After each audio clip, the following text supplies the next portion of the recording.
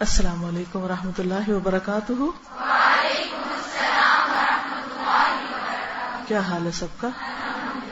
الحمدللہ۔ سورۃ فاتحہ لگائیے۔ اعوذ باللہ من الشیطان الرجیم، بسم اللہ الرحمن الرحیم۔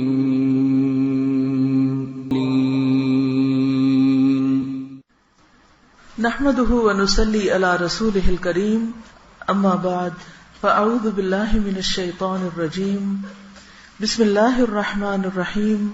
رب اشرح لي صدری ويسر لي امری واحلل عقدۃ من لسانی یفقهوا قولی۔ ذو الحجہ کا مہینہ یا ذو الحجہ کا مہینہ، شہر رمضان کے بعد ذو الحج کا مہینہ نہایت اہمیت اور فضیلت کا حامل ہے۔ ذو الحج کو ذو الحج کس لیے کہتے ہیں؟ حج کی مناسبت سے، کہ حج والا مہینہ۔ حج ایک اہم اسلامی عبادت ہے، اس عبادت کی طرف اس مہینے کو منسوب کیا گیا ہے۔ باقی مہینے مختلف معنی رکھتے ہیں، عبادات کی طرف منسوب نہیں ہے، لیکن ذو الحج حج والا۔ حج کب شروع ہوا؟ جب ابراہیم علیہ السلام نے بیت اللہ کی تعمیر کی تو اللہ سبحانہ وتعالی نے ارشاد فرمایا، وَأَذِّن فِي النَّاسِ بِالْحَجِّ يَأْتُوكَ رِجَالًا وَعَلَى كُلِّ ضَامِرٍ يَأْتِينَ مِنْ كُلِّ فَجٍّ عَمِيقٍ، کہ اے ابراہیم تم لوگوں میں حج کا اعلان کرو، حج کے لیے پکارو۔ تو انہوں نے کیا کیا؟ پہاڑ پر چڑھ کر چاروں طرف لوگوں کو صدا دی۔ اس وقت انہیں یہ پریشانی بھی ہوئی کہ میری آواز کون سنے گا، لیکن اللہ نے جس جس کو چاہا سنوا دیا، اور اللہ نے وعدہ کیا کہ لوگ حج کے شوق میں پیدل آئیں گے، لاغر سواریوں پہ آئیں گے، دور دراز کے علاقوں سے آئیں گے، من کل فج عمیق۔ تو حج کا سلسلہ یعنی باقاعدہ حج کا سلسلہ ابراہیم علیہ السلام نے جاری کیا۔ ابراہیم علیہ السلام کی وفات کے بعد ان کے بیٹے اسماعیل علیہ السلام اور ان کی والدہ، ان کی وجہ سے وہ شہر آباد ہوا مکہ کا، اور بہت عرصے تک لوگ توحید ہی پر رہے، لیکن بعد میں آہستہ آہستہ ان میں بگاڑ آ گیا اور طرح طرح کے شرکیہ رسم و رواج شروع ہو گئے، جن میں خانہ کعبہ کے اندر اور آس پاس بہت سے بت رکھ دیے گئے۔ اس کے علاوہ بھی بہت سی خرافات شروع کر دی گئیں دین کے نام پر، مذہب کے نام پر۔ ان سب کی اصلاح رسول اللہ صلی اللہ علیہ وسلم نے کی۔ جب مکہ فتح ہوا تو آپ نے بتوں کو توڑ دیا اور پھر اس میں دوبارہ سے سنت ابراہیمی کو زندہ کیا گیا۔ نبی صلی اللہ علیہ وسلم نے خود حج کر کے دکھایا اور فرمایا، خذوا عنی مناسککم، مجھ سے اپنے حج کے طور طریقے سیکھ لو۔ تو اس مقدس مہینے میں دور دراز سے لوگ مکہ مکرمہ پہنچتے ہیں اور حج جیسے فریضے کو ادا کرتے ہیں۔ یہ مہینہ حرمت والا مہینہ کہلاتا ہے۔ اشہر حرم میں یعنی حرام مہینوں میں سے ایک مہینہ قرار پایا، یعنی شہر حرام ہے، حرمت والا مہینہ۔ حرمت والے مہینوں کے بارے میں آپ جانتے ہیں کہ جن میں کسی بھی قسم کی لڑائی جھگڑا فتنہ فساد کرنا حرام تھا، اور خاص طور پر ان میں اچھے کاموں کی طرف رغبت دلائی گئی۔ پھر یہ مہینہ اشہر معلومات میں سے ایک مہینہ ہے، جیسا کہ قرآن مجید میں آتا ہے کہ الحج اشہر معلومات، یعنی بہت نون مہینہ ہے، جانا بوجھا ہے۔ تو یکم شوال سے لے کر 10 ذو الحج تک کا عرصہ اشہر معلومات کہلاتا ہے۔ اس مہینے میں عمرہ بھی کثرت سے ہوتا ہے، کیونکہ بہت سے لوگ حج تمتع کرتے ہیں اور وہ مکہ پہنچنے کے بعد سب سے پہلے عمرہ ادا کرتے ہیں، اور عمرے کو حج اصغر بھی کہا جاتا ہے۔ پھر یہ عید الاضحیٰ کا مہینہ ہے، جس میں پوری دنیا کے مسلمان خوشی مناتے ہیں اور قربانی کرتے ہیں۔ حضرت انس کہتے ہیں کہ رسول اللہ صلی اللہ علیہ وسلم جب مدینہ تشریف لائے تو مدینہ والوں کے ہاں 2 دن سال میں خوشی کے لیے مقرر تھے، جن میں وہ کھیلتے اور خوشی مناتے۔ یعنی تفریح کے دن تھے. آپ نے ان کے بارے میں دریافت کیا. عرض کیا گیا ہم جاہلیت کے زمانے سے یہ دن مناتے چلے آ رہے ہیں, یہ ہمارے تہوار کے دن ہیں. تو نبی صلی اللہ علیہ وسلم نے فرمایا قد ابدلکم اللہ بہما خیرا منہما, اللہ نے ان دونوں کے بدلے میں تمہیں ان سے بہتر دن عطا کیے ہیں, یوم الاضحیٰ و یوم الفطر, عید الاضحیٰ اور عید الفطر کا دن. تو گویا ہمارے لیے سال میں 2 ہی دن منانے کی اجازت ہے. اس کے علاوہ جو ہم نے بہت سے دن منانے کا رواج شروع کر رکھا ہے ان کی اسلام میں کوئی حیثیت نہیں ہے, خواہ وہ مذہب کے نام پر ہوں یا غیر مذہب کے نام پر. یہ مہینہ تکمیل دین کا مہینہ ہے, یعنی اس مہینے کی ایک اور خاص فضیلت یہ ہے کہ اس مہینے میں ہمارا دین مکمل ہوا تھا. الیوم اکملت لکم دینکم واتممت علیکم نعمتی وردیت لکم الاسلام دینا, آج میں نے تمہارے لیے تمہارا دین مکمل کر دیا, تم پر اپنی نعمت تمام کر دی اور تمہارے لیے دین اسلام کو پسند کر لیا. ایک یہودی نے حضرت عمر رضی اللہ تعالیٰ عنہ سے کہا تھا کہ اے امیر المؤمنین, تمہاری کتاب میں ایک آیت ہے جس کو تم پڑھتے ہو, اگر وہ آیت ہم پر اتری ہوتی تو ہم اس دن کو جس دن یہ آیت اتری تھی عید کا دن بنا لیتے. حضرت عمر نے پوچھا کہ وہ کون سی آیت ہے, تو اس نے کہا الیوم اکملت لکم دینکم. تو حضرت عمر نے جواب دیا ہم اس دن کو خوب جانتے ہیں اور اس جگہ کو بھی جانتے ہیں جہاں یہ آیت اتری تھی. یہ آیت جمعہ کے دن اتری جب نبی صلی اللہ علیہ وسلم عرفات میں تھے. تو گویا اس اعتبار سے بھی یہ مہینہ بہت اہم مہینہ ہے. یہ مہینہ قربانی کا مہینہ ہے. عید قربان کی وجہ سے بہت اہمیت حاصل کر گیا ہے.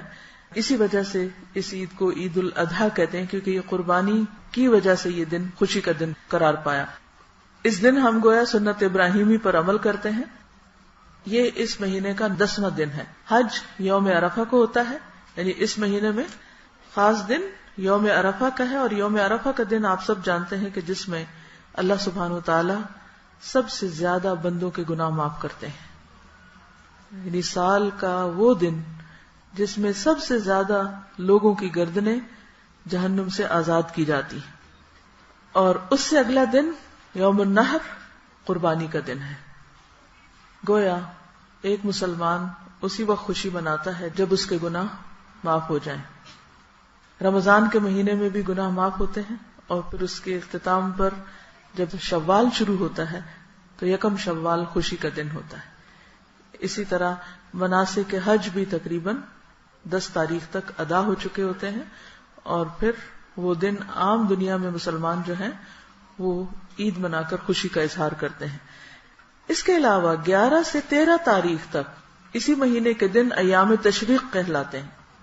ایام تشریق حدیث میں آتا ہے کہ ایام التشریق ایام اکل و شرب و ذکر اللہ تعالی. ایام تشریق کھانے اور پینے کے دن ہیں اور اللہ کے ذکر کے دن ہیں. اللہ کے ذکر میں ابھی انشاءاللہ ہم تفصیل میں جائیں گے کہ خاص طور پر تکبیرات کا ورد بہت ضروری ہے.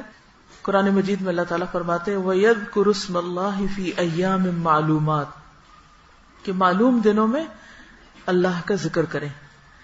تو ابن عباس کہتے ہیں کہ اس آیت میں ایام معلومات سے مراد ذوالحج کے پہلے 10 دن ہیں. ان دنوں کو افضل ایام الدنیا کہا گیا ہے.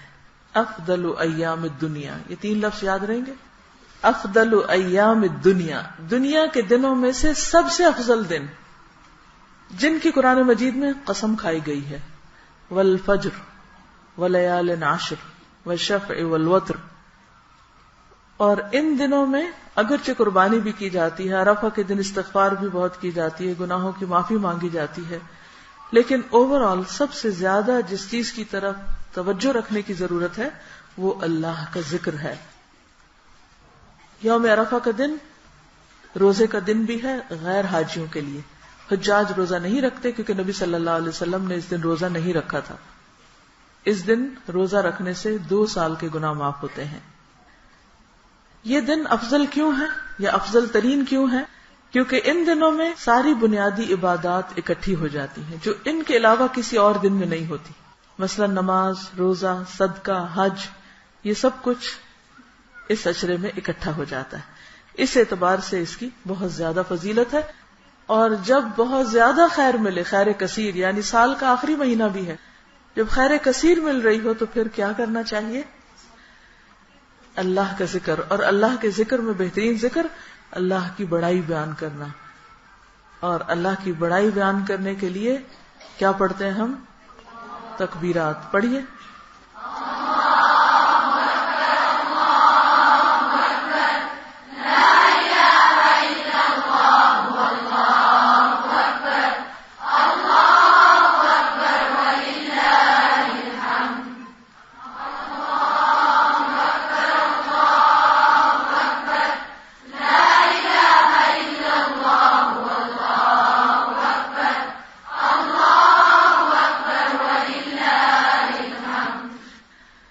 تو انشاءاللہ آئندہ چند دنوں میں آپ کثرت کے ساتھ تکبیرات پڑھیں گے اور اللہ کی بڑائی بیان کریں گے.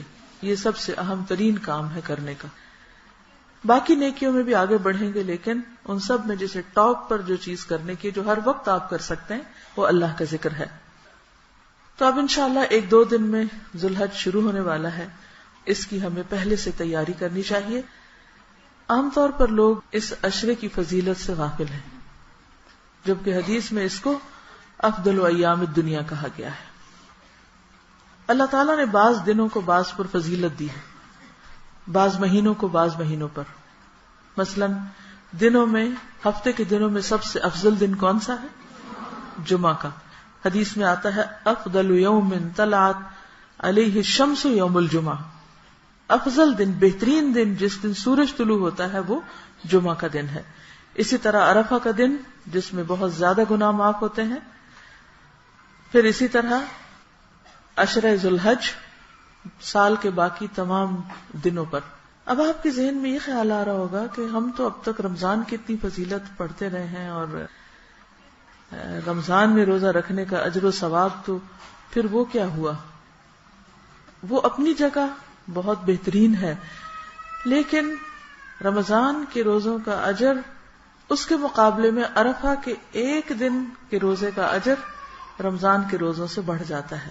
ہاں، رمضان میں جو آخری 10 راتیں ہیں ولیال عشر، وہ سارے سال کی راتوں پر حاوی ہیں، اور عشرہ ذو الحج کے پہلے 10 دن سال کے سارے دنوں پر حاوی ہیں. اب مشکل حل ہو گئی. تو جیسے آپ نے رمضان میں آخری عشرے کو خوب عبادت میں گزارا، اعتکاف کر کے، تاک راتوں کو جاگ کر، خوب نوافل پڑھ کے، تہجد پڑھ کے، روزہ رکھ کے، صدقہ خیرات کر کے، اسی طرح اب آپ نے ان 10 دنوں میں خوب اچھے کام کرنے ہیں. یعنی رمضان کی 10 راتیں اور ذو الحج کے یہ 10 دن. اب کرنا کیا ہے؟ اس کے لیے آپ دیکھیے کہ ہم نے آپ کے لیے کام آسان کر دیا ہے. یہ چھوٹا سا پیمفلٹ ہے، عشرہ ذو الحجہ اور کرنے کے کام. رسول اللہ صلی اللہ علیہ وسلم نے فرمایا، کسی بھی دن کیا ہوا عمل، کسی بھی دن، اس میں رمضان بھی آ جاتا ہے اور باقی بھی آ جاتے ہیں دن، کسی بھی دن کیا ہوا عمل اللہ تعالیٰ کو ان 10 دنوں میں کیے ہوئے عمل سے زیادہ محبوب نہیں. یعنی سب سے زیادہ پیارے وہ اعمال ہیں جو ان 10 دنوں میں کیے جاتے ہیں. صحابہ نے پوچھا، اے اللہ کے رسول صلی اللہ علیہ وسلم، جہاد فی سبیل اللہ بھی نہیں؟ آپ نے فرمایا، جہاد فی سبیل اللہ بھی نہیں، ہاں مگر وہ شخص جو اپنی جان و مال کے ساتھ نکلے اور کچھ واپس لے کر نہ آئے، یعنی شہید ہو جائے. تو شہادت کا درجہ تو بہرحال شہادت کا درجہ ہے، لیکن اس کے علاوہ باقی کام جو ہیں وہ جو بھی نیکی کے ان دنوں میں کیے جاتے ہیں وہ سب سے افضل ہے. ان کا اجر و ثواب کئی گنا زیادہ بڑھ جاتا ہے. یہ سنن نبی داؤد کی روایت تھی. دوسری روایت ہے، کوئی دن اللہ تعالیٰ کے ہاں ان 10 دنوں سے عظمت والا نہیں، اور نہ ہی کسی دن کا عمل اللہ تعالیٰ کو ان 10 دنوں کے عمل سے زیادہ محبوب ہے. پس تم ان 10 دنوں میں کثرت سے تحلیل، لا الہ الا اللہ، تکبیر، اللہ اکبر اور تحمید، الحمدللہ کہو. اب آپ دیکھیے کہ تکبیرات تو دوسری طرف لکھ دی گئی ہیں. آپ کی سہولت کے لیے جو اس کے اندر کا حصہ ہے اس کو ایک چھوٹے سے چارٹ کی شکل دی گئی ہے. یہ ایک چیک لسٹ بھی ہے. انشاءاللہ تعالی گھر جا کر آپ اس کاغذ کو جس طرف سے چاہیں لگا دیں. کسی شیشے پہ لگا دیں تو دونوں طرف سے نظر آئے گا، ورنہ کرنے کے کام کی جو فہرست ہے وہ آپ سامنے لگا دیں، تاکہ ان کاموں کو اگر آپ کر سکیں تو انشاءاللہ یہ 10 دن اجر و ثواب کے اعتبار سے آپ پورا ان سے فائدہ اٹھا سکیں گے. کیونکہ ہوتا یہ ہے کہ ہم سوچتے رہ جاتے ہیں، پلاننگ نہیں کرتے. تو اگر آپ چاہتے ہیں کہ آپ کے یہ دن بہترین طریقے پر گزرے تو آپ ان کے لیے پہلے سے ہی پلان کر لیں، لسٹ بنا لیں. ہم نے سوچا کہ آپ الگ الگ لسٹ بنائیں گے، کسی سے کچھ مس ہو جائے گا، کسی سے کچھ، تو بہتر ہے کہ ہم آپ کو بنا دیتے. اس لسٹ میں آپ خود بھی اضافہ کر سکتے ہیں یا آپ کچھ نکالنا چاہیں تو نکال بھی سکتے ہیں. یہ کوئی اتری ہوئی وحی نہیں ہے کہ جس میں آپ کمی بیشی نہیں کر سکتے. یہ مختلف نیکی کے کاموں کو اکٹھا کر کے آپ کی سہولت کے لیے جمع کر کے لکھ دیا گیا ہے. اب دیکھیے کہ کرنے کے کام جو ہیں ان میں سب سے پہلے نماز کا ذکر ہے. نماز میں ہمیں کوشش یہ کرنی ہے کہ اول وقت میں نماز ادا کریں. اگر ہم 10 دن اس چیز کی پابندی کریں گے تو انشاءاللہ باقی سال کا حصہ بھی ہمیں افضل وقت میں یا اول وقت میں نماز کی ادائیگی کا ثواب ملے گا. اس کی عادت ہو جائے گی اور پھر ہم پڑھ سکیں گے. کیونکہ کسی بھی چیز کی عادت ڈالنے کے لیے شعوری طور پر کوشش کرنی پڑتی. تو ان 10 دنوں میں شعوری کوشش کریں. پھر خشوع و خضوع کے ساتھ ادا کرنا. پھر ہر رکعت میں مختلف صورتیں پڑھنا جو بھی آپ کو اب تک زبانی یاد ہے. اس سے نماز کی کوالٹی بڑھ جاتی ہے. کیونکہ جب آپ روٹین میں صورتیں پڑھتے رہتے تو پھر آپ تکلیف اٹھائے بغیر، سوچے سمجھے بغیر آپ بس پڑھ ہی جاتے ہیں. کوشش کریں کہ اشراق اور چاشت کے نوافل پڑھ سکیں. تہجد اگر آپ پڑھتے ہیں تو اس میں طویل قرات کریں. اگر نہیں پڑھتے تو پڑھنے کی کوشش کریں. مرد حضرات کے لیے کہ جماعت کے ساتھ نماز کی ادائیگی کا اہتمام کریں اور اس کی عادت ڈالیں. روزے میں خاص طور پر 9 ذوالحجہ کا روزہ رکھنا، کیونکہ وہ 2 سال کے گناہوں کی معافی کا ذریعہ ہے. ایک پچھلا سال اور ایک آنے والا، یعنی انسان کو مزید آنے والے سال میں نیکیوں کی توفیق ہوگی. پھر زیادہ سے زیادہ ان دنوں میں نفلی روزے رکھے جائیں. ہو سکے تو پہلے 9 دن آپ روزے رکھیں. نبی صلی اللہ علیہ وسلم کے بارے میں آتا ہے کہ آپ ان دنوں میں روزے رکھا کرتے تھے. اگر 9 دن کے نہیں رکھ سکتے تو پھر جمعرات کا رکھ لیجئے. اگر آپ کے ابھی تک کچھ روزے قضا ہیں تو قضا کی نیت سے اپنے قضا روزے پورے کر لیں. قضا کی نیت سے بھی روزے رکھ سکتے ہیں. عام دنوں میں بھی رکھیں گے، لیکن ان دنوں میں اگر رکھیں گے تو اجر و ثواب زیادہ ہو جائے گا. رسول اللہ صلی اللہ علیہ وسلم نے فرمایا، امید ہے کہ عرفہ کا روزہ رکھنا گزشتہ اور آئندہ سال کے گناہوں کا کفارہ بن جائے گا. پھر اسی طرح قرآن مجید کی تلاوت، کیونکہ ان دنوں میں کی ہوئی تلاوت عام دنوں کی تلاوت سے زیادہ اجر و ثواب کا باعث ہوگی. تو کثرت سے تلاوت کا اہتمام کریں. جن دنوں میں خود نہ پڑھنا ہو مختلف قراء کی تلاوت سنیں، نئی صورتیں حفظ کریں، حفظ کیے ہوئے حصے کی دہرائی کریں. پھر قرآن مجید کا ترجمہ اور تفسیر پڑھنا یا سننا، اس کی عادت ڈالیں. جو لوگ آلریڈی کر رہے ہیں یا کر چکے ہیں وہ بھی اپنے آپ کو دوبارہ کچھ نہ کچھ، چاہے تھوڑا سا پارٹی کیوں نہ ہو، اسے شروع کر لیں. اور کچھ نہیں تو آپ جو مشکل الفاظ ہیں ان کی دہرائی شروع کر دیں. یعنی جب آپ تلاوت کر رہے ہیں، اس کا طریقہ کیا ہے، تلاوت کر رہے ہوں اور پڑھتے پڑھتے جس لفظ کو آپ بھول چکے ہیں جس کا ترجمہ، اس کو آپ ہائی لائٹ کر لیں. روزانہ کی جتنی بھی تلاوت ہے، 1 صفحہ پڑھ رہے ہیں، 2 پڑھ رہے ہیں، پورا پارہ پڑھ رہے ہیں، تو ان مشکل الفاظ کو ہائی لائٹ کر کے ان کے ترجمے کو آپ ریوائز کر لیں. اور پھر اس کا فائدہ یہ ہوگا کہ آئندہ بھی جب آپ اس حصے کو پڑھیں گے تو وہ آپ کو دوبارہ یاد ہو جائے گا. اور اس طرح جب آپ قیامت کے دن اٹھیں گے تو آپ کو قرآن کا کوئی حصہ بھولا ہوا نہیں ہوگا. چھوٹی سی ایفرٹ کے ساتھ معنی پر غور و فکر کریں، پڑھتے پڑھتے رک جائیں اور آیات کے مفہوم کو اپنے اندر جذب کرنے کی کوشش کریں. دوسروں تک بھی قرآن کا پیغام پہنچائیں. طریقہ آپ خود سوچ لیں آپ کو کیا سوٹ کرتا ہے. پھر ذکر اور دعا کا اہتمام، تحلیل، تکبیر اور تحمید کا اہتمام کرنا، صبح شام کے اذکار کی پابندی، استغفار اور ذکر کی کثرت، درود شریف، مقبول اوقات میں دعائیں مانگنا، جیسے اذان کے بعد اگر جواب دے کر آپ دعا پڑھتے ہیں اور اس کے بعد کوئی دعا کرتے ہیں تو دعا قبول ہوتی ہے. خصوصاً عرفہ کے دن. جو لوگ تو حجاج کرام ہیں وہ تو بہت ہی لکی ہیں کہ وہاں دعائیں مانگ رہے ہوں گے، لیکن آپ بھی اسی وقت میں اپنے گھر میں بیٹھ کے خوب خوب دعائیں کر سکتے ہیں اور اللہ تعالیٰ سے ریکویسٹ کر سکتے ہیں کہ آپ ان پہ نظر کرم کر رہے ہیں، ہم پر بھی کر دیں اور ہمیں بھی معاف فرما دیں. پھر صدقہ و خیرات کا اہتمام، اگر زکوٰۃ ادا نہیں کی تو اس کی ادائیگی. اسی طرح چونکہ آپ کو اب چھٹیاں بھی ہوں گی تو گھر کی صفائی کر کے جو بھی چیزیں آپ استعمال نہیں کر رہے زائد از ضرورت ان کو نکالنے کا اہتمام. کوئی ایک چیز جو آپ کی بہت پسند کی ہو، چاہے کھانے میں سے ہو، چاہے پہننے میں سے ہو، چاہے کسی بھی طرح، اس کو اللہ کے راستے میں خرچ کریں، چاہے وہ ایک کھجور ہی کیوں نہ ہو. وہ چیز جو آپ کو ویسے کھانے میں سب سے زیادہ جو آپ کو پسند ہے، کیونکہ لن تنالوا البر حتى تنفقوا مما تحبون. پھر اسی طرح خصوصی طور پر قریب کے رشتہ داروں پر خرچ کرنا، والدین کے لیے کچھ بھیجنا، بیوی بچوں عزیز و اقارب پہ خرچ کرنا، یہ بھی اجر و ثواب کا باعث ہوتا ہے. بعضوں کا صدقے کا مطلب ہم سمجھتے صرف غیروں کو دینا. خدمت خلق کے کام، رشتہ داروں کے ساتھ صلہ رحمی، پڑوسیوں کی خبر گیری، ضرورت مندوں کی مدد، دین کی تعلیم و تبلیغ میں حصہ لینا، اجتماعی بھلائی کے کاموں میں رضاکارانہ خدمت انجام دینا، کوئی نہ کوئی والنٹیئر ورک بھی کریں. عید اور قربانی تک ناخن اور بال نہ کاٹنا. تو آج کل کا دن ہے آپ کے پاس، شاید ہفتے کو پہلی تاریخ ہو جائے تو اپنے ناخن بھی کاٹ لیں، بال بھی اگر ٹرم کرنے ہیں یا جو بھی اپنے آپ کو صاف کرنا ہے. اگلے 10 دنوں میں آپ جب تک قربانی ہو نہ جائے آپ پھر ناخن اور بال نہیں کاٹیں گے.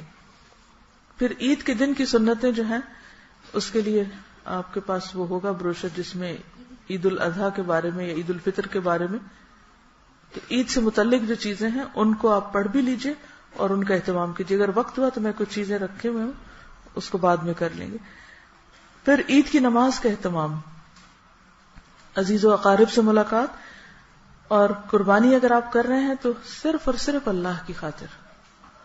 جب اللہ کے لیے انسان کرتا ہے نا پھر اس میں لالچ نہیں رہتی کہ اس کا اتنا گوشت میں یہاں رکھ لوں، اس گوشت کو ایسے کھا لوں ویسے کروں. بس آپ نے کر دیا اور اس کے بعد کوئی بھی کھا لے.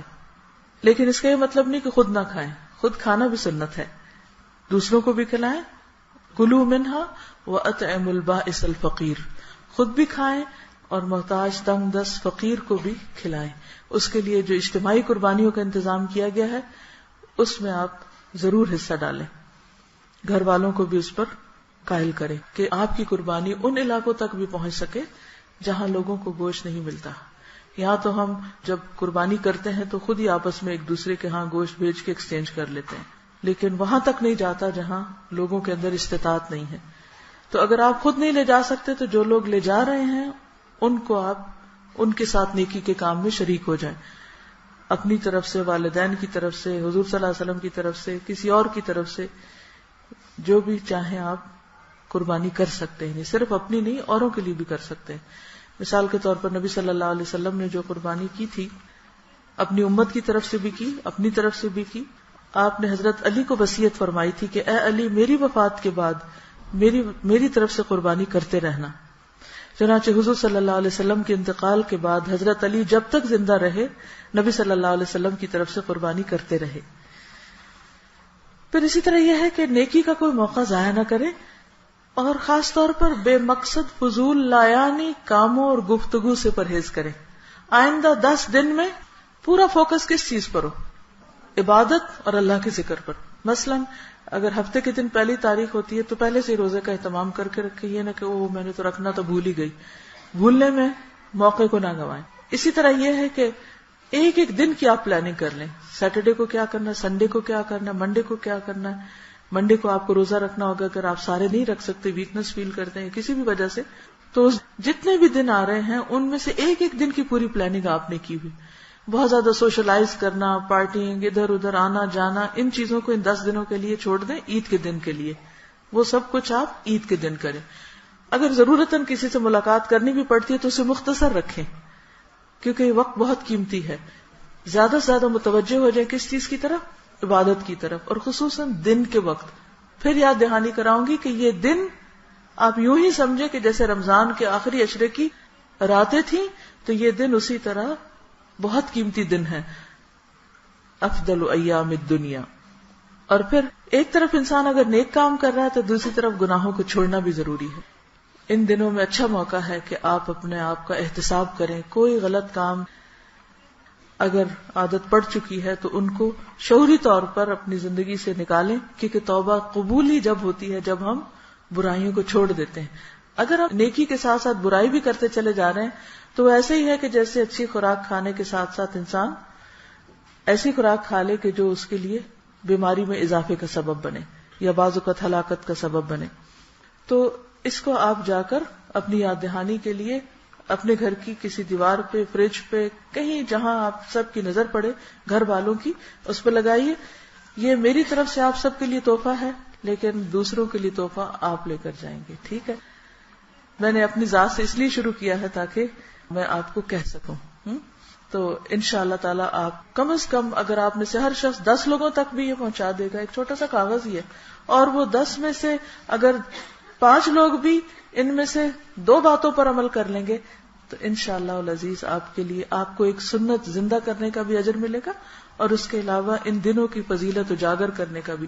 دیکھیے ہمارے ہاں رمضان کا بھی اہتمام کیا جاتا ہے اور کچھ ایسے دنوں کا بھی جو اصل میں سنت میں ہے ہی نہیں، لیکن ان دنوں کے بارے میں ہمارے عوام کی اکثریت جانتی ہی نہیں. حالانکہ پورے سال میں جتنے بھی دن ہیں ان میں سب سے افضل دن ہے یہ. یعنی سال کے 12 مہینوں میں سے ہر مہینے میں جتنے دن ہیں ان سب دنوں میں یہ دن بہت فضیلت والے. اس لیے ان دنوں کو آپ فکس کر لیں، کس کے لیے؟ نیک کاموں کے لیے، اور اچھے اچھے اور بھی کام جن کو آپ سوچ سکتے ہیں آپ اس لسٹ میں اضافہ کر سکتے ہیں. یہ تو تھی چند باتیں. اب آپ جب لوگوں تک جائیں گے تو اس میں جیسے آیت ہوئی نا کہ اللہ سبحانہ وتعالیٰ کو لن ینال اللہ لحومها ولا دماؤها، کیونکہ ان 10 دنوں میں لوگ سب سے زیادہ جس چیز کی فکر کرتے ہیں اور اس کا اہتمام کرتے ہیں وہ کیا ہے؟ قربانی. بکرا کیسا لینا ہے، ذبح کیسے کرنا ہے، کسائی کون ہوگا، پکانا کیا ہے، کس کو بلانا ہے، دعوت کیسے کرنی ہے، اور کس کس قسم کے کھانے پکانے. ان سب چیزوں پہ ہم پوری توجہ رکھتے ہیں. اور پھر صرف قربانی کر کے ہم سمجھتے ہیں فریضہ ادا ہو چکا، لیکن اللہ تعالیٰ کیا فرماتے ہیں کہ اللہ تعالیٰ کو نہ آپ گوشت بھیج سکتے ہیں تحفے میں اور نہ خون، کیونکہ گوشت کے علاوہ خون کی بہت ویلیو ہے. اللہ کو کیا پہنچے گا؟ دلوں کا تقویٰ. تو الحمدللہ اس موقع پر تقویٰ کے حصول کے لیے جو دعائیں ہیں وہ بھی کارڈ چھپ گیا ہے. انشاءاللہ مجلس کے اختتام پر ایک نئی دعا آپ کو سکھاؤں گی، بہت ہی خوبصورت دعا ہے تقویٰ کی. تو انشاءاللہ ان دنوں میں ہمیں اپنے اندر مزید جو رمضان میں تقویٰ کی ریوائول کیا تھا وہ پھر سے تھوڑا سا مزید کرنا ہے، کیونکہ جب تک اللہ کا ڈر نہ ہو تو کوئی بھی کام اول تو انسان کرتا نہیں، اور اگر کرتا ہے تو اس میں روح نہیں ہوتی. اللہ کا ڈر ایسی چیز ہے کہ جس سے انسان کے اندر یا انسان کے عمل کے اندر بہترین خوبی پیدا ہو جاتی ہے، خوبصورتی پیدا ہو جاتی ہے، یا اس کی روح پیدا ہو جاتی. تب آپ دیکھیے ایک تو نا کہ گوشت قربان کرنا یا جانور قربان کرنا اور گوشت حاصل کرنا، اور ایک ہے تقویٰ حاصل کرنا. تو ہمارا اصل مطلوب گوشت حاصل کرنا نہ ہو بلکہ تقویٰ حاصل کرنا ہو، اور اس کے لیے ہم کوشش بھی کریں اور دعا بھی کریں. اب چونکہ یہ دن افضل ایام الدنیا ہے تو اس موقع پر دل یہ چاہتا ہے کہ آپ کے ساتھ اعمال میں سے جو افضل ترین اعمال ہیں ان کو شیئر کیا جائے اور ان کی یاد دہانی آپ کو کرائی جائے، تاکہ ہم اپنے ہر کام میں افضل، ایکسیلنٹ اور بہترین کی طرف جائیں.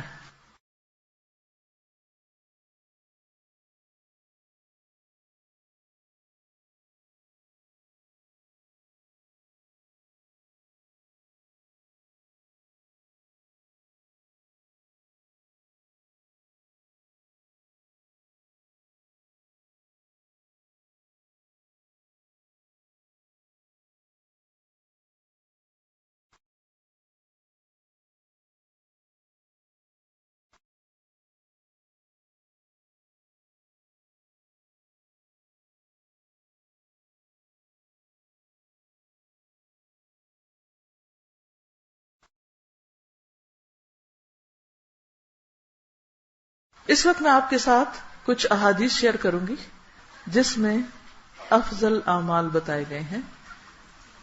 ان افضل دنوں میں افضل کام کرنے ہیں تاکہ ہم قیامت کے دن افضل اعلی مقام تک پہنچ سکیں. ٹھیک ہے. اب آپ سوچ رہے ہوں گے کہ میں نے قربانی کے اوپر بہت لمبا لیکچر نہیں دیا، نہ تکبیرات کے اوپر، نہ کچھ اور. بات یہ کہ وہ سارے لیکچرز پہلے ہو چکے ہیں، پچھلے نوٹس نکالیے، آڈیو کیسٹس بھی موجود ہیں، سیڈیز موجود ہیں، انٹرنیٹ پہ ڈاؤن لوڈ کر کے سن سکتے ہیں، کتابچے بھی ماشاءاللہ چھپ گئے ہیں، ساری انفارمیشن موجود ہے. میں آپ کو وہ چیزیں بتاؤں گی جو اویلیبل نہیں، ٹھیک، تاکہ آپ مزید کام کر سکیں، افضل کام کر سکیں. تو ہمارا ان دنوں کا پھر موٹو کیا ہوگا؟ افضل دنوں میں افضل کام. ٹھیک ہے، افضل ترین دنوں میں افضل ترین کام. چلیے تو ایمان سے بات شروع کرتے ہیں. کون سا ایمان افضل ہے؟ آپ میں سے کوئی بتائے گا کون سا ایمان افضل ہے؟ ایسا ایمان جس میں کوئی شک نہ ہو. عن ابی ہریرہ قال قال رسول اللہ صلی اللہ علیہ وسلم افضل الایمان عند اللہ عز وجل ایمان لا شک فیہ. مسند احمد. ابو ہریرہ رضی اللہ عنہ سے روایت ہے کہ رسول اللہ صلی اللہ علیہ وسلم نے فرمایا اللہ عز وجل کے نزدیک سب سے افضل ایمان وہ ہے جس میں کوئی شک نہ ہو. جس میں کوئی شک نہ ہو، نہ اللہ کی ذات کے بارے میں، نہ اس کی صفات کے بارے میں، نہ اس کی قدرت کے بارے میں، نہ اس کے رسول کے بارے میں، نہ آخرت کے بارے میں، نہ جنت کے بارے میں، نہ جہنم کے بارے میں، نہ قدر تقدیر کے بارے میں، نہ ملائکہ کے بارے میں، نہ وحی کے بارے میں. تو افضل ایمان کون سا ہے؟ جو شک سے پاک ہو. عن ابی ہریرہ ان رسول اللہ صلی اللہ علیہ وسلم قال الایمان بضع وسبعون افضلها قول لا الہ الا اللہ. ابو ہریرہ رضی اللہ عنہ سے روایت ہے کہ رسول اللہ صلی اللہ علیہ وسلم نے فرمایا ایمان کے 70 سے کچھ اوپر شعبے ہیں، یعنی ایمان کے 70 سے زیادہ برانچز ہیں، وہ سب ایمان کا حصہ ہے. ان میں سب سے افضل شعبہ لا الہ الا اللہ کہنا ہے. ایک اور حدیث ان معقل ابن یسار مرفوعا افضل الایمان الصبر والسماحہ. معقل بن یسار سے روایت ہے نبی صلی اللہ علیہ وسلم نے فرمایا صبر کرنا اور عفو درگزر کرنا افضل ایمان ہے. افضل ایمان کیا ہے؟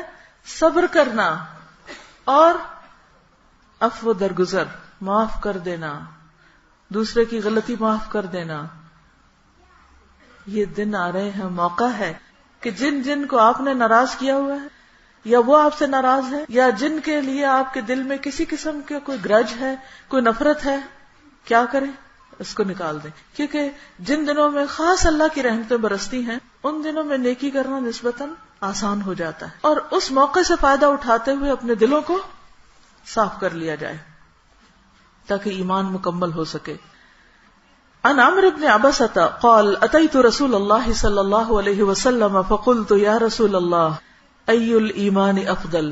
صحابہ تو خود پوچھتے تھے یا رسول اللہ اي الايمان افضل قال خلق حسن.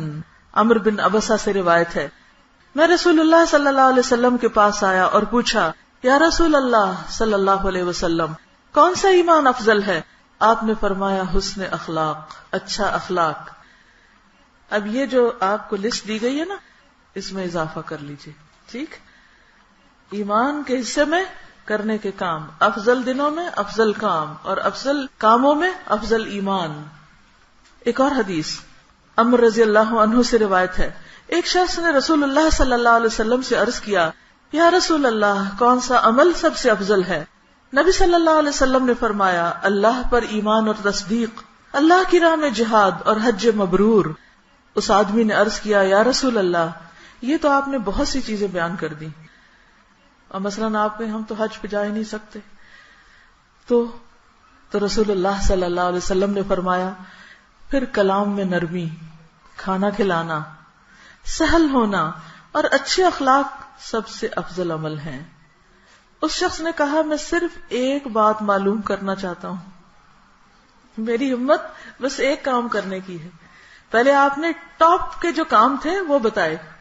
اس نے کہا یہ تو مشکل ہے, اللہ کی راہ میں جہاد اور حج مبرور, اور مثلا ہم میں سے کئی لوگوں کے یہ دونوں کام نہیں کر سکتے, اب کیا کریں؟ تو آپ نے کہا کہ اچھا پھر کھانا کھلاؤ لوگوں کو, وہ بھی نہیں ہے استطاعت, اب کیا کریں؟ کہا بس ایک بات بتا دیں, ہر ایک کا ایک الگ لیول ہوتا ہے نا. رسول اللہ صلی اللہ علیہ وسلم نے فرمایا تو پھر جاؤ اور اپنی ذات پر اللہ تعالی کے متعلق برا گمان نہ رکھو. اللہ کے بارے میں برا گمان نہ رکھو, اپنے بارے میں اللہ کے لیے کیا سوچو کہ اللہ مجھ پہ ظلم نہیں کرتا.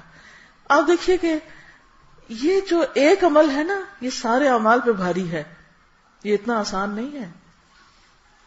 بعض اوقات ہم حج بھی کر لیتے ہیں, جہاد بھی کر لیتے ہیں, بہت سے اچھے اچھے کام کر لیتے, کھانا بھی کھلا دیتے ہیں, اخلاق بھی برت لیتے ہیں, لیکن اندر کے وسوسوں کا کیا علاج ہو؟ تو کیا کرنا ہے ہمیں؟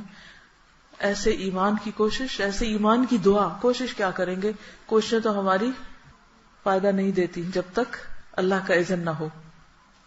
تو اللہ سے خوب خوب دعا کرنی ہے کہ اللہ مجھے افضل ترین ایمان نصیب فرما, اور میرے دل کے وسوسوں کو دور کر دے, اور میرے دل میں اپنی مخلوق اور خود اپنے بارے میں حسن ظن پیدا کر دے, کیونکہ حسن ظن جو ہے افضل ترین عبادت ہے, بہترین عبادت ہے. اللہ میرا گمان اچھا کر دے, میرے خیالات اچھے کر دے, میری سوچ اچھی کر دے, کیونکہ جب آپ کا گمان اچھا ہوگا تو پھر کیا ہوگا؟ اللہ کے بارے میں سوچتے جائیں گے اور دل محبت سے لبریز ہو جائے گا. کوئی تکلیف آ گئی آپ پر, کوئی تکلیف آ گئی بندے کسی کی طرف سے, مال کی طرف سے, بچوں کی طرف سے, کسی پیارے انسان کی طرف سے, تو اس وقت انسان کا پھر حال کیا ہوتا ہے؟ بعض اوقات انسان مایوسی میں جانے لگتا ہے اور یوں لگتا ہے دنیا اندھیر ہو گئی اور ساری دنیا بے وفاؤں سے بھری ہوئی ہے, کوئی بھی اچھا نہیں. کبھی ایسا خیال آیا ہوگا؟ اس دنیا میں کوئی اپنا نہیں, ماں باپ بھی اپنے نہیں, اور دوستوں پر تو اعتماد کرنا ہی نہیں چاہیے, اور شوہر, اس کی وفاداری پر کیا اعتماد, اس پر کیا بھروسہ. ایسی کیفیات آتی ہے نا انسان پر کہ جب شیطان انسان کے اندر طرح طرح کے وسوسے ڈالتا ہے. اچھا ان کا نقصان کیا ہوتا ہے؟ ان منفی سوچوں کا نقصان خود انسان کو ہوتا ہے. منفی سوچیں انسان کی فزیکل ہیلتھ پر بھی اثر ڈالتی, لہذا بہت ضروری ہے اپنی خاطر کہ ایسی سوچوں کو باہر نکال دیا جائے اور ان کی جگہ حسن ظن لے آیا جائے, اور لوگوں کی صرف اچھائی پر نظر رکھی جائے. اور اگر بندوں کی طرف سے کوئی تکلیف پہنچتی ہے یا کسی بھی معاملے میں کوئی دکھ درد آتا ہے تو آپ کہیں میرے رب نے میرے حق میں بڑا ہی اچھا کیا ہے. امام ابن القیم الجوزی تکلیف کو میڈیسن کہتے ہیں, کہ کوئی آزمائش آتی ہے نا بندے پر تو وہ دوا کی حیثیت رکھتی ہے. جیسے انسان بیمار ہوتا ہے نا, ہمارے اندر نفاق آ جاتا ہے, شک آ جاتا ہے اللہ پر, دین پر, مختلف چیزوں پر, اور پھر ہم عجیب طرح سوچنے لگتے ہیں. ایسے میں اللہ تعالیٰ پکڑ کے کوئی جھٹکا لگاتا ہے, سخت قسم کا شوق لگتا ہے انسان کو. اس وقت دو میں سے ایک سوچ آپ کو آتی, ایک کہتے ہیں الحمدللہ, اللہ تیرا شکر ہے کہ تو نے اس ذریعے مجھے ہدایت دی, کیونکہ کچھ لوگوں کے لیے تکلیف ہدایت کا ذریعہ بن جاتی. اللہ اس ذریعے سے تو نے مجھے دنیا کی حقیقت سمجھا دی, اس طریقے پر تو نے مجھے مختلف چیزوں کی اصلیت دکھا دی جو اس تکلیف کے بغیر نظر آ ہی نہیں سکتی تھی. کہ بہت بعض اوقات انسان خوشفہمی میں مبتلا رہتا ہے نا, جب اس کو ہر نعمت ملتی چلی جاتی ہے تو وہ کس خوشحامی میں مبتلا ہو جاتا ہے. کیا سوچتا ہے وہ, میں تو بڑا نیک ہوں, میں اللہ کا بڑا پیارا ہوں, اور مجھ پر تو اللہ کا بڑا کرم ہے, اور دنیا کیا جنت بھی میری ہو گئی, اور اس سے زیادہ اور کیا نیک کام کرنے. لیکن جب ایک جھٹکا لگتا ہے نا انسان کو دنیا میں, تو اس کو اپنی اصلیت نظر آ جاتی کہ اچھا اگر یہاں میرے ساتھ یہ ہو گیا ہے تو کل آخرت میں کیا ہوگا, اور توبہ استغفار شروع کر دیتا ہے. اور اس طرح وہ مصیبت اس کے لیے بھلائی کا سبب بن جاتی, انسان کو شکر گزار ہونے میں مدد دیتی کہ یا اللہ بس اتنی تکلیف ہے نا, اس سے آگے تو نے نہیں دی, اس سے زیادہ بھی ہو سکتی تھی. تو کیا کرنا ہے افضل ایمان کے لیے؟ کیا کرنا ہے؟ اللہ کے بارے میں شک نہیں, اللہ کے بارے میں برا گمان نہیں. اچھا اب آپ بتائیے کون سا اسلام افضل ہے؟ گڈ. جو وہ چیزیں چھوڑ دے جن سے کوئی مطلب نہیں. من حسن اسلام المرء ترکہ ما لا یعنیہ. انسان کے اسلام کی خوبصورتی یہ ہے کہ انسان ان کاموں کو چھوڑ دے جن سے اس کو کوئی مطلب نہیں، ان کو اپنی ڈکشنری سے نکال دے. عن ابن عباس افضل الاسلام الحنیفیۃ السمحہ. ابن عباس رضی اللہ عنہما سے روایت ہے کہ سب سے بہترین اسلام وہ ہے جو یکسو اور آسان ہو. یکسو اور آسان یعنی انسان پر شاق نہ گزرے. تو کوئی بھی کام جب آپ دلچسپی کے ساتھ اچھے طریقے سے عمدہ طریقے سے کریں گے، اس کو انجوائے کر کے اللہ کی رضا کے لیے خالص نیت کے ساتھ، تو وہ سب سے بہترین کام ہوگا. اور پھر یہی بات کہ انسان غیر ضروری چیزوں کو چھوڑ دے. کون سی نماز افضل ہے؟ اول وقت کی نماز. پھر اسی طرح مردوں کے لیے جماعت سے پڑھی ہوئی نماز. حضرت ابو ہریرہ سے روایت ہے کہ رسول اللہ صلی اللہ علیہ وسلم نے فرمایا، جماعت کے ساتھ نماز پڑھنا اس نماز سے 25 گنا زیادہ بہتر ہے جو تم میں سے کوئی اکیلا پڑھتا ہے. اور پھر اس میں صلاۃ احدکم آیا ہے، خواتین بھی شامل ہو سکتی ہیں اس میں، کہ اگر آپ مل کے پڑھ رہے ہیں تو اس میں آپ نے دیکھا ہوگا کہ عموماً کوالٹی بہتر ہو جاتی. جب آپ اکٹھے کھڑے ہوتے تو دوسرا آپ سے بہتر پڑھ رہا ہوتا تو آپ کو خیال آتا ہے میں کیا کر رہا ہوں. تو اس اچھی نماز پڑھنے والے کے اثرات آپ کی طرف بھی منتقل ہوتے ہیں. پھر اسی طرح آپ صلی اللہ علیہ وسلم نے فرمایا، جماعت کے ساتھ نماز پڑھنا اکیلے نماز پڑھنے والے سے 27 گنا زیادہ افضل ہے. پھر اسی طرح جمعہ کے دن فجر کی باجماعت نماز، اس میں کون سی صورت پڑھی جاتی؟ عبداللہ بن عمر نے حمران ابن ابان سے کہا، آپ نے نماز باجماعت ادا کیوں نہیں کی؟ انہوں نے کہا، میں نے جمعہ کے دن نماز فجر جماعت کے ساتھ ادا کی ہے. عبداللہ بن عمر نے کہا، کیا آپ کو یہ بات نہیں پہنچی کہ رسول اللہ صلی اللہ علیہ وسلم نے فرمایا، اللہ کے ہاں سب سے افضل نماز جمعہ کے دن نماز فجر ہے جسے باجماعت ادا کیا جائے. پھر اسی طرح فرض نماز کے علاوہ باقی نوافل گھر میں پڑھنا زیادہ افضل ہے. زید بن ثابت سے روایت ہے، رسول اللہ صلی اللہ علیہ وسلم نے فرمایا، نماز میں آدمی کی سب سے بہتر نماز وہی ہے جو اس کے گھر میں ہو سوائے فرض نماز کے. اور نفل کے لیے خاص طور پر رازداری برتنی چاہیے، چھپ کے پڑھے. پھر افضل نماز تہجد کی نماز ہے فرض کے بعد. فضیلت یہاں اس لیے بتا رہی ہوں تاکہ یہ کام جو آپ کریں تو پورے شعور کے ساتھ کریں. ابو ہریرہ رضی اللہ عنہ سے روایت ہے کہ رسول اللہ صلی اللہ علیہ وسلم نے فرمایا، فرض نماز کے بعد سب سے فضیلت والی نماز رات کی نماز ہے، یعنی تہجد کی نماز. ایک اور حدیث میں ہے، ابو مسلم کہتے ہیں، میں نے ابو ذر سے پوچھا، رات کے کس حصے میں قیام کرنا سب سے افضل ہے؟ یعنی رات کو اگر اٹھیں تو کس وقت اٹھیں؟ ابو ذر نے کہا، میں نے بھی رسول اللہ صلی اللہ علیہ وسلم سے اسی طرح سوال کیا تھا، یہی میرا بھی سوال تھا جس طرح تم نے مجھ سے کیا ہے. آپ نے فرمایا، رات کے پچھلے پہر یا نصف رات میں، لیکن ایسا کرنے والے بہت تھوڑے ہیں. رات کے پچھلے پہر یعنی رات جب ختم ہونے کو آئے، رات کے آخری حصے میں یعنی سحری کے قریب. اس وقت کی خاص فضیلت کیا ہے؟ کیا ہوتا ہے اس میں؟ اللہ سبحانہ وتعالیٰ آسمان دنیا پر تشریف لاتے ہیں اور بندوں کی طرف متوجہ ہوتے ہیں اور خوب خوب دعائیں قبول فرماتے ہیں. پھر داؤد علیہ السلام کی نماز کو افضل نماز کہا گیا. فرمایا، سب سے بہترین نماز داؤد علیہ السلام کی نماز ہے کہ وہ نصف رات سوتے تھے، تہائی رات جاگتے تھے اور چھٹا حصہ سوتے تھے، یعنی پھر آخر میں سوتے تھے. اب دیکھیے کہ جب ایک دفعہ انسان سو جاتا ہے تو پھر دل کیا چاہتا ہے؟ سوئے جاؤ. اور جب جاگ جاتا ہے تو پھر کیا چاہتا ہے؟ جاگتے جاؤ. لیکن یہاں آپ دیکھیے کہ وہ سوتے، پھر جاگتے، پھر سوتے، پھر فجر کے لیے جاگتے ہوں گے. تو یہ زیادہ مشکل ہے نا. تو وہ کام جو انسان اپنے نفس کے خلاف کرتا ہے اس پر اجر بھی زیادہ ہے، لیکن ایسا کرنے والے بہت تھوڑے ہیں.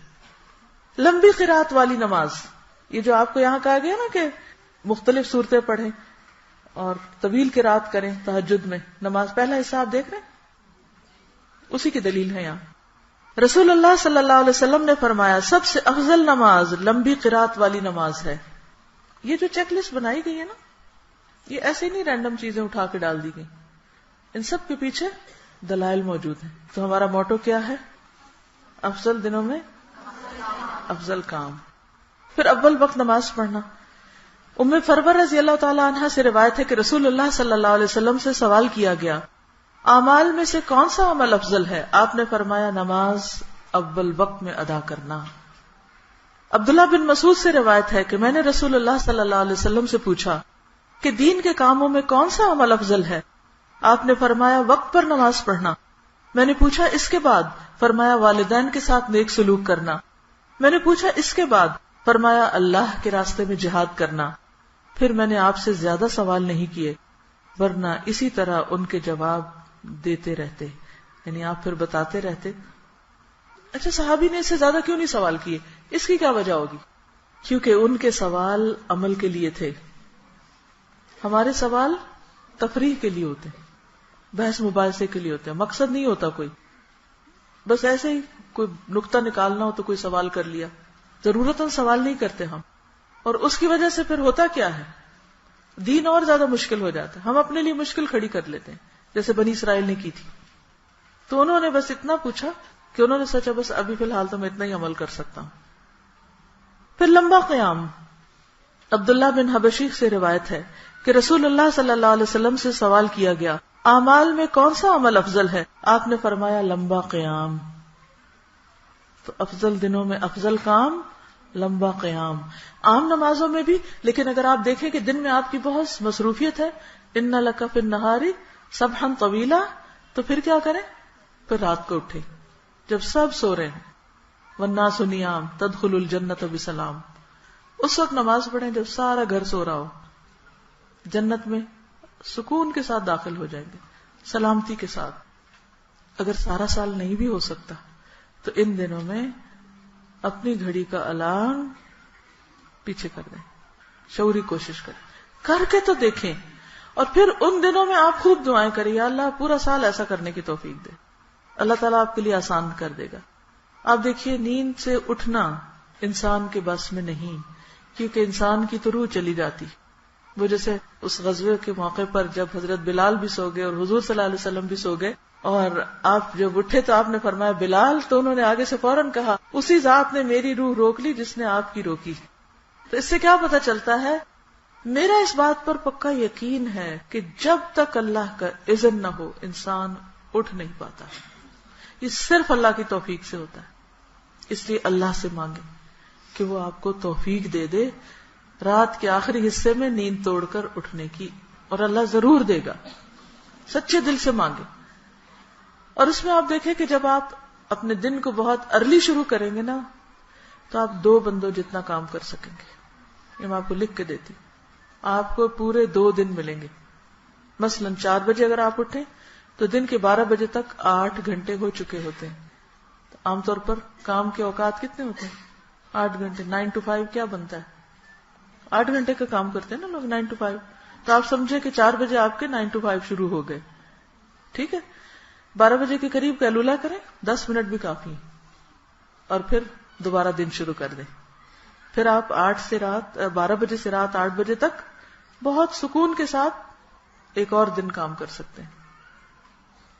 پھر رات 8 بجے کے بعد آپ بے شک ایسے بیکار قسم کے کام جو جن کے لیے زیادہ دماغ لڑانے کی ضرورت نہیں ہے، ادھر ادھر کے، مثلا اگلے دن کے کھانے پکانے کی تیاری اور اس قسم کی چیزیں، ان کو آپ اس وقت پہ سیٹ کر لیں، تاکہ صبح جب آپ اٹھ کے کچن میں آئیں تو ہر چیز بالکل سیٹ ہو، اور باقی گھر بھی بالکل ٹھیک ہو. سارے گھر کو ٹھیک کرتے ہیں رات کے آخری، بس اس نیت کے ساتھ کریں کہ مجھے صبح کا وقت نہیں ان پہ لگانا. تو اس سے کیا ہوگا کہ صبح جب آپ اٹھیں گے کچن صاف ملے گا، گھر صاف ملے گا، اور آپ پروڈکٹیو، بہترین، مفید ترین کاموں سے دن کا آغاز کریں گے. عبادت سے آغاز کریں، پھر پڑھنے لکھنے سے کریں. بائی دا ٹائم باقی لوگ اٹھیں آپ افضل ترین اعمال کر چکے ہوں. اور یہ بالکل ممکن ہے. اگر پھر آپ کہیں گے گھر والے نہیں یہ کرنے دیتے، فلاں ایسا ویسا، سب کو اللہ تعالیٰ ٹھیک کر دیں اگر آپ نے سچی نیت کر لی. اللہ ٹھیک کر دے گا سب کو، سارے تعاون کریں گے، کیونکہ وہ بھی تو اللہ کے اذن، ان کے دل بھی تو اللہ کے ہاتھ میں نا، کہ ہمارے ہاتھ میں تو نہیں. ہم تو نہیں سمجھا سکتے، کہ سمجھا سکتے ہیں؟ اگر ہم چیختے بھی رہے سب کو کہ سو جاؤ سو جاؤ، ہر ایک اپنی مرضی سے سوئے گا. ہاسٹل والے لکی ہیں کہ ان کو سب کو ایک وقت میں سونا مل جاتا ہے، گھروں میں یہ نہیں ملتا. یہ بہت بڑی نعمت ہے جو آپ کو ملی ہوئی ہے. تو اس سے پھر انسان کے لیے صبح اٹھنا بھی آسان ہو جاتا ہے. جب سونے اور جاگنے کا ایک پیٹرن سیٹ ہو جاتا ہے تو آپ کی ایک کلاک باڈی میں لگ جاتی. اور جب اٹھنے کا ٹائم ہوتا ہے، اگر کسی دن کسی وجہ سے آپ کو تھوڑی تاخیر ہو بھی جائے تو پھر اٹھنے کے وقت آپ بالکل اٹھ کے فریش ہوں گے، زیادہ فرق نہیں پڑے گا. لیکن اگر آپ کی کوئی روٹین نہیں نا، کبھی سو رہے ہیں کبھی اٹھ رہے ہیں کبھی، پھر اگر آپ دیکھیں کہ میں ہمیشہ ہی سوچتی ہوں کہ جو کام مثلا رات 10 سے 12 بجے کے بیچ میں عام طور پہ لوگ 10 بجے سو جاتے ہیں نا، تو کچھ لوگ جنہیں پھر کام کرنا ہوتا ہے وہ 10 سے 12 کے بیچ میں جاگتے ہیں. تو میں کہتی ہوں گھڑی کو الٹ لو نا، یہاں 10 سے 12 سو جاؤ اور یہ جو 2 گھنٹے ہیں وہ جلدی اٹھ جاؤ. نیند تو اتنی ملے گی آپ کو، لیکن وہ جو آخری رات میں اٹھنے کا ثواب ہے، اور اس میں چاہے آپ اگر زیادہ لمبی نماز نہیں بھی پڑھ سکتے، 2 رکعت بھی آپ پڑھ لیں تو اس سے آپ کے درجے دوسرے سارے لوگوں کے مقابلے میں کتنے اوپر چلے جائیں گے. سوچئے ذرا، ہوگا یا نہیں؟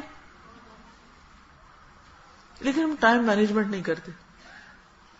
توفیق اللہ دیتا ہے، نیت ہم کو کرنی ہے اور عقل سے کام لیتے ہوئے ٹائم ٹیبل بنانا ہے.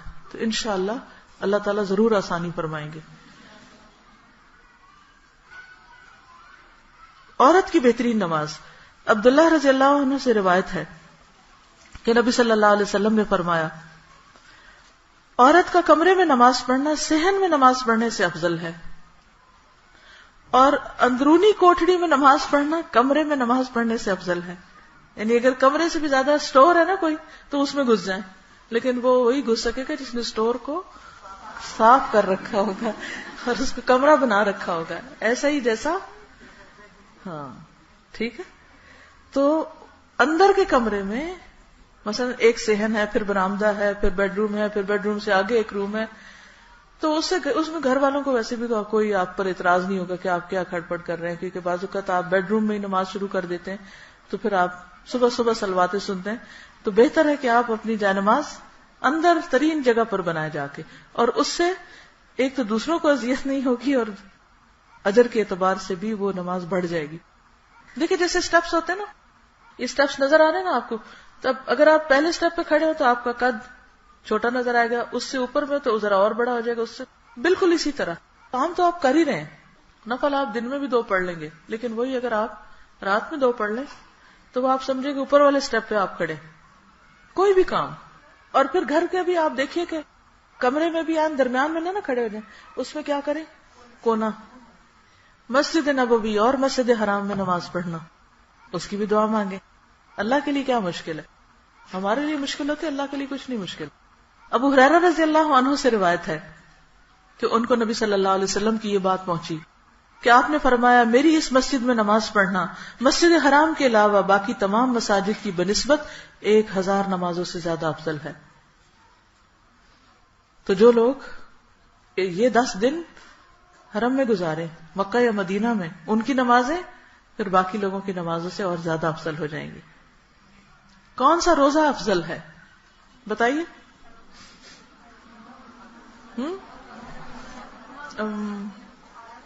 عرفہ کا روزہ. ٹھیک ہے، عرفہ کا. ان عبداللہ ابن عمرو ان رسول اللہ صلی اللہ علیہ وسلم قال افضل الصوم صوم داود صیام یوم و افطار یوم. عبداللہ بن عمر رضی اللہ عنہ سے روایت ہے کہ رسول اللہ صلی اللہ علیہ وسلم نے فرمایا، افضل روزہ داؤد علیہ السلام کا روزہ ہے، ایک دن روزہ رکھتے ایک دن افطار کرتے. پھر وہی بات ہے نا کہ روٹین میں چلنا بہت آسان ہوتا ہے. ہر روز روٹین توڑنا، ایک دن کھانے کا وقت سیٹ ہوا، دوسرے دن پھر نہیں کھانا، پھر کھانا، پھر نہیں کھانا، مشکل کام ہے نا. لیکن افضل ترین روزہ ہے. پھر اسی طرح محرم کا روزہ، رسول اللہ صلی اللہ علیہ وسلم نے فرمایا، رمضان کے روزوں کے بعد سب سے زیادہ فضیلت والے روزے اللہ کے مہینے محرم کے ہیں، اور 10 محرم کا روزہ خاص طور پر. اور پھر آپ نے 2 روزوں کی بات کی، انشاءاللہ وہ اگلے مہینے آپ کو بتائیں گے. اور اس کے علاوہ جو عرفہ کے 9 تاریخ کا روزہ ہے، یعنی 9 ذی الحج کا روزہ، عرفہ کے دن کا روزہ افضل ترین روزہ ہے، جس میں 2 سال کے گناہ معاف ہوتے ہیں. کون سا حج افضل ہے؟ جس میں خوب تلبیہ پڑھا جائے اور جس میں خوب قربانیاں کی جائیں. ابو بکر صدیق سے روایت ہے، رسول اللہ صلی اللہ علیہ وسلم سے سوال کیا گیا کون سا حج افضل ہے؟ آپ نے فرمایا لبیک پکارنا اور خون بہانا یعنی قربانی کرنا. اور ایک اور جگہ پر آتا ہے جس میں سب سے زیادہ اللہ کا ذکر ہو، اس شخص کا حج سب سے افضل ہے. پھر مالی صدقات میں بہترین صدقہ کون سا صدقہ ہے؟ پانی پلانا، ٹھیک ہے. اور پسندیدہ مال خرچ کرنا. اس میں بہت ورائٹی ہے. ویسے میں سمجھتی ہوں کہ ہم ساری چیزیں اگر نوٹ کر لینا تو ہر ایک ایک ایک ایک ایک, ایک کرتے رہیں انشاءاللہ.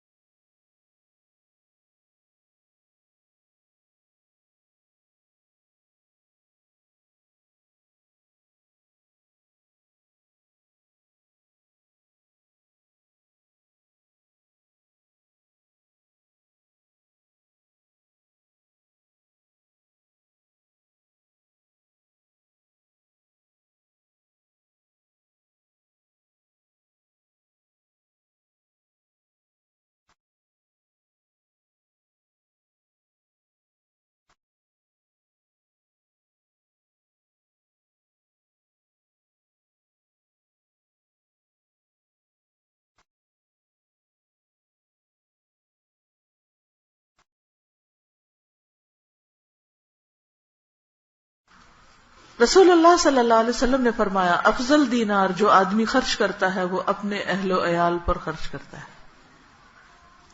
وہ اپنے اہل و عیال پہ خرچ کرتا ہے. وہ دینار جس کو اللہ کے راستے میں اپنے جانور پہ خرچ کرتا ہے یعنی گاڑی کا پیٹرول. وہ دینار جو اپنے ساتھیوں پر اللہ کے راستے میں خرچ کرتا ہے. یہ کیا ہو سکتا ہے؟ مثلا وہ پیسہ جو رشتہ داروں پہ کیا افضل ہو گیا. وہ پیسہ جو اللہ کے راستے کی سواری پہ کیا. اللہ کا راستہ کیا ہے؟ مثلا حج، عمرہ، مسجد جانا، دین سیکھنے کے لیے کہیں جانا، سکھانے کے لیے کہیں جانا. یہ سب کیا فی سبیل اللہ. اللہ کے لیے آپ نکلے گھر سے اور کوئی غرض نہیں، کسی بزنس کے لیے نہیں نکلے، کسی جاب کے لیے نہیں نکلے، اللہ کے راستے میں نکلے. جیسے حج پہ جاتے ہیں تو اگر کوئی ساتھ کوئی کاروبار کر لیتا ہے تو اس میں فرق نہیں، لیکن اصل چیز جو ہے وہ اللہ کے لیے نیت کرنا ہے. پھر وہ دینار جو اپنے ساتھیوں پر اللہ کے راستے میں خرچ کرتا ہے.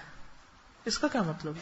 مثلا کوئی کام بتائیے، اللہ کے راستے میں ساتھی پہ خرچ کرنا یعنی کسی کو اپنی گاڑی میں بٹھا لینا اور خود کچھ کھا رہے ہیں تو ان کے ساتھ شیئر کر لینا. اپنے لیے کتاب لی ہے تو اس کے لیے بھی کتاب لے لینا. اسی طرح اللہ کے راستے میں اپنے ساتھیوں پر خرچ کرنا.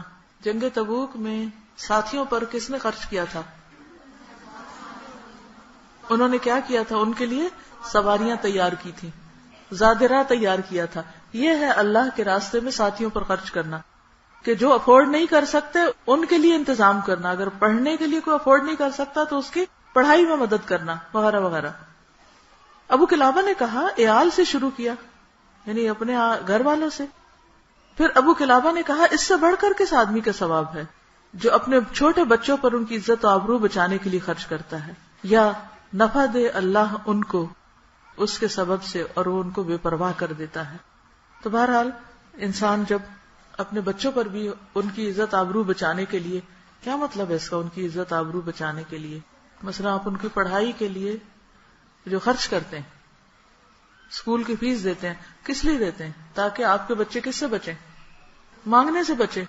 تو بچوں کی عزت آبرو بچانے کے لیے خرچ کرنے سے مراد یہ کہ وہ کسی کے آگے بھیک نہ مانگتے پھریں، وہ کچھ بن جائیں، وہ کچھ پڑھ لکھ جائیں، وہ معاشرے کے اندر ایک اچھا مہذب اور بہترین شہری بن کے زندگی بسر کریں، بہترین مسلمان بن سکیں. تو یہ بھی افضل ترین دینار ہے جو انسان اہل و عیال پہ خرچ کرتا ہے. پھر ایک اور حدیث ہے، نبی صلی اللہ علیہ وسلم نے پوچھا صحابہ سے کیا تم جانتے ہو کون سا صدقہ سب سے افضل ہے؟ انہوں نے عرض کیا اللہ اور اس کا رسول ہی زیادہ جانتا ہے.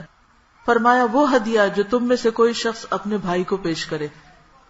وہ ہدیہ جو تم میں سے کوئی شخص اپنے بھائی کو پیش کرے، خواہ وہ روپیہ پیسہ ہو، خواہ وہ جانور کی پشت یعنی سواری ہو، کسی کو لفٹ دینا، خواہ بکری کا دودھ ہو یا گائے کا دودھ، کوئی بھی چیز، کوئی بھی فائدے کی چیز کسی دوسرے کو دینا، یہ بھی بہترین صدقہ ہے.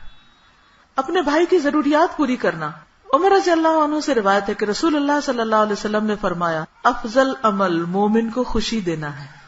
افضل عمل مومن کو خوش کرنا ہے. تم اس کے سطر کو ڈھانپ دو. کیسے؟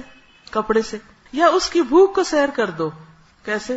کچھ کھلا کے. یا اس کی کوئی ضرورت پوری کر دو. یعنی ہو سکتا اسے کپڑا کھانا نہیں چاہیے، کچھ اور چاہیے، تو ان ضروریات کا خیال رکھو. تو یہ بھی افضل صدقہ ہے. یہ کب کرنا ہے؟ افضل دنوں میں. ویسے تو سارا سال کرتا ہے انسان، لیکن ان دنوں میں شعوری طور پر یہ سارے کام کرنے ہیں. پھر پہلو طیب برتنے والے رشتہ دار کو دینا، وہ افضل ترین ہے. ابو ایوب انصاری سے مروی ہے، نبی صلی اللہ علیہ وسلم نے فرمایا سب سے افضل صدقہ وہ ہے جو اس رشتہ دار پر کیا جائے جو پوشیدہ دشمنی رکھتا ہے، جو جیلس ہے آپ سے، جو آپ کو کہیں نہ کہیں ضرور کچھ سنا جاتا ہے، کوئی تکلیف دے جاتا ہے، کہیں نہ کہیں آپ کی جڑ کاٹتا ہے. اچھا، اس کا فائدہ کیا ہوگا؟ اس کے دل سے نفرت کم ہوگی، یقیناً کم ہوگی. سیرت میں ہم یہی پڑھ رہے ہیں نا. ایک غزوے سے نبی صلی اللہ علیہ وسلم واپس آ رہے تھے اور ایک جگہ پر صحابہ اترے، پانی نہیں تھا. آپ نے کہا کہ جاؤ پانی ڈھونڈ کے لاؤ. تو لوگ ادھر ادھر نکل کے پانی کی تلاش میں. تو انہیں ایک عورت ملی ایک اونٹ پر جس کے پاس 2 مشکیزیں تھے پانی. انہوں نے اس کو کہا چلو حضور کے پاس، ہمارے نبی کے پاس چلو. اس نے کہا وہ کون ہے؟ وہ نہیں جانتی تھی. پریشان ہو گئی کہ یہ آدمی جو ہے مجھے کہیں لے جا رہے ہیں.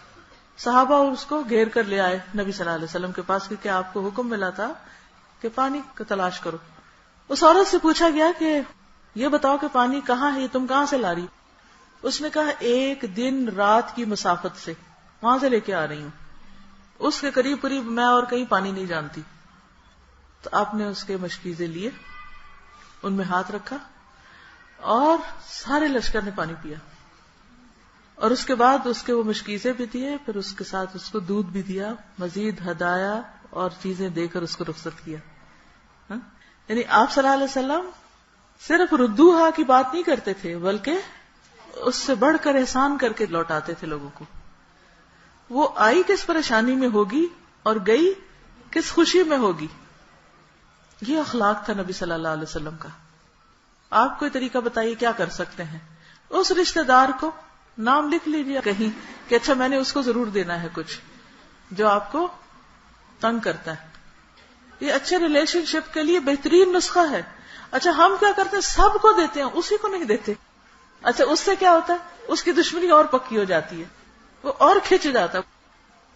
جب ہم احسان کی روش اختیار نہیں کرتے تو اپنے لیے مشکلات میں اضافہ کرتے جاتے ہیں. تو اس کا حل صرف یہی ہے کہ اپنے اندر کو توڑو اور وہ کرو جو اللہ کی پسند ہے، چاہے ہماری پسند ہے یا نہیں. وہ لیتے نہیں ہیں. ہاں یہ واقعی مشکل ہے. موقع کی تلاش رکھیں، کب چاہیے، کب لیں گے.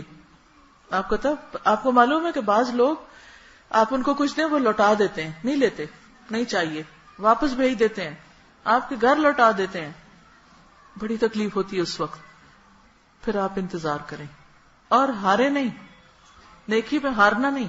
کچھ دن بعد پھر کچھ کرے اور اللہ تعالیٰ ان کو ایسی سچویشن میں ڈالے گا کہ وہ خود مانگنے آ جائیں گے آپ سے. Believe me. صرف آپ کا بھی ٹیسٹ ہے کہ آپ خانہ پوری کر رہے ہیں، چیک لسٹ پہ اچھا نشان لگا دیا، کر دیا ہم نے. وہ کہا تھا انہوں نے کہ اس رشتہ دار کو دینا، ہم نے دیا، لیا نہیں، شکر ہے نہیں لیا، ہم خود ہی لے لیں. سچے دل سے جب آپ کام کریں گے نا تو پھر کر کے ہی چھوڑیں گے، پھر راستے بھی کھل جائیں گے. پھر آپ کہیں کہ اچھا میں دیکھتی ہوں کہ کب میں دے سکتی ہوں اس کو. انسانوں کی نیچر بڑی عجیب چیز ہے. اتنے متضاد رویے انسانوں کے اندر کہ ایک انسان سے ایک وقت میں آپ کو انتہائی خوشی ملے گی، اسی انسان سے آپ کو دکھ بھی مل جائے گا. تو آپ حیران ہوتے ہیں کہ اب کیا کروں، اس کو کس کیٹیگری میں رکھوں. انسان ہے نا وہ بھی، بس ٹھیک ہے. جب معاف کرنا سیکھ لیا، آ گیا طریقہ معاف کرنے کا، تو معاف کر دیں اور اس کے بعد خوش رہیں خود. اللہ کی راہ میں خیمہ مہیا کرنا افضل ترین صدقہ. ابو امامہ رضی اللہ عنہ سے روایت ہے کہ ایک آدمی نے رسول اللہ صلی اللہ علیہ وسلم سے پوچھا کون سا صدقہ سب سے افضل ہے؟ آپ نے فرمایا اللہ کی راہ میں کسی خیمے کا سایہ مہیا کرنا، یا اللہ کی راہ میں کسی خادم کی خدمت کرنا، یعنی جو اللہ کے راستے میں نکلا ہوا ہے، یا اللہ کی راہ میں کسی نر جانور پر کسی کو سوار کرنا یعنی سواری دینا. اب یہ جو خیمہ مہیا کرنا ہے یہ کیا چیز ہے؟ اس پر ہم کیسے عمل کر سکتے ہیں؟ جسے فلڈ وکٹمز ہیں ان کو گھر بنوا کے دیے جا رہے ہیں تو اس میں ہم سارا نہیں بنا سکتے تو کچھ، لیکن یہاں خاص طور پر اللہ کی راہ میں بات ہو رہی ہے. ٹھیک ہے، فی سبیل اللہ. یہ کہتے ہیں کہ جیسے الہدا کے باہر درخت نہیں ہے، ڈرائیور حضرات آ کے گاڑیاں کھڑی کرتے ہیں، دھوپ میں ان کی گاڑیاں کھڑی ہوتی ہیں، تو اب یہ ہے کہ وہ آتے ہیں اللہ کی بندیوں کو اٹھانے کے لیے جو اللہ کی راہ میں نکلی ہوئی ہیں. ویسے درخت لگانا تو ویسے بھی ایک بہت بہترین صدقہ ہے. اب دیکھیے ہمارے ملک میں کتنے ہی بس سٹینڈ ہیں جن پہ کوئی سایہ نہیں ہے نا. اب آپ کہیں گے ہم جا کے لگوائیں گے پھر لوگ اکھاڑ کے لے جائیں گے. یہ بڑی مشکل ہے ہمارے ملک میں. یہ خیال ہی لوگوں کو کام سے روک دیتا ہے. لیکن اگر کچھ لوگ مل کر کسی ایک بس سٹینڈ پر ایک چھت ڈلوا دیں، ایک شیڈ ڈلوا دیں، کتنے لوگوں کو سایہ مل جائے گا. ان میں نیکی کے کام کرنے والے بھی سفر کریں گے. آپ کہیں گے ہو سکتا پتہ نہیں کون کہاں جا رہا ہو، چور لٹیرا بھی ہو اس میں، ہم کیوں سایہ دیں؟ نہیں، جب آپ ایک نیکی کا کوئی موقع پیدا کرتے ہیں تو اس میں ہر قسم کے لوگ آتے ہیں، لیکن آپ کو اجر کس سے ملتا ہے؟ اپنی نیت سے، اور اسی کے اندر خیر اور بھلائی کے کام کرنے والے بھی ہوتے ہیں. تو اس لیے اس کی فکر نہ کیا کریں، کیونکہ اس طرح کے خیال ڈال کے شیطان ہمیں نیکی سے روک دیتا ہے. جیسے لو انکم والے ایسے لوگ جو دین کی خدمت میں لگے ہوئے ہیں، اپنے لیے خود کچھ نہیں کر سکتے تو ان کے لیے خرچ کرنا. اسی طرح یہ جو کپڑا ہے نا یہ بھی خیمے جیسا ہی ہے، بینر جس پر تکبیرات لگی ہوئی ہوں. کسی دینی گیدرنگ میں خیمے ٹینٹس پرووائڈ کرنا، خیمے کے نیچے درس کرانا، یہ بھی اس میں آ جائے گا. لیکن یہ جو میں کہہ رہی ہوں نا کہ یہ بھی ٹینٹ والا ہی کپڑا ہے. میرا دل چاہتا ہے کہ اس عشرہ ذی الحج میں ملک بھر میں بل بورڈز تکبیرات سے بھرے ہوئے ہوں. ہر شخص جو کوئی گزرے تکبیرات پڑھتا ہوا گزرے. لیکن کون لگائے وہاں؟ آئی ڈونٹ نو، مجھے نہیں معلوم.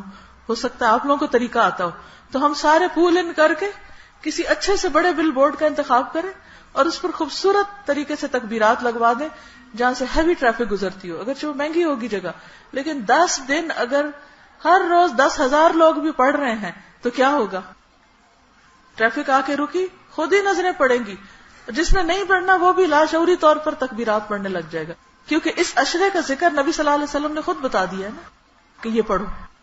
اسی طرح ٹیلی ویژن کے اندر کوئی ایک چھوٹا سا پرومو یا کوئی ایڈ ایسی دے دیں کہ جس میں صرف اتنا کہا گیا ہو عشرہ ذی الحج کا بہترین ذکر، افضل الایام کا افضل الذکر لا الہ الا اللہ، اللہ اکبر، تکبیرات کا صرف چند سیکنڈ کا ایک پرومو گزر جائے تو اس سے آپ دیکھیے، یا جن لوگوں کے چینلز ہیں ان سے آپ بات کریں یا ان تک میسج پہنچائیں.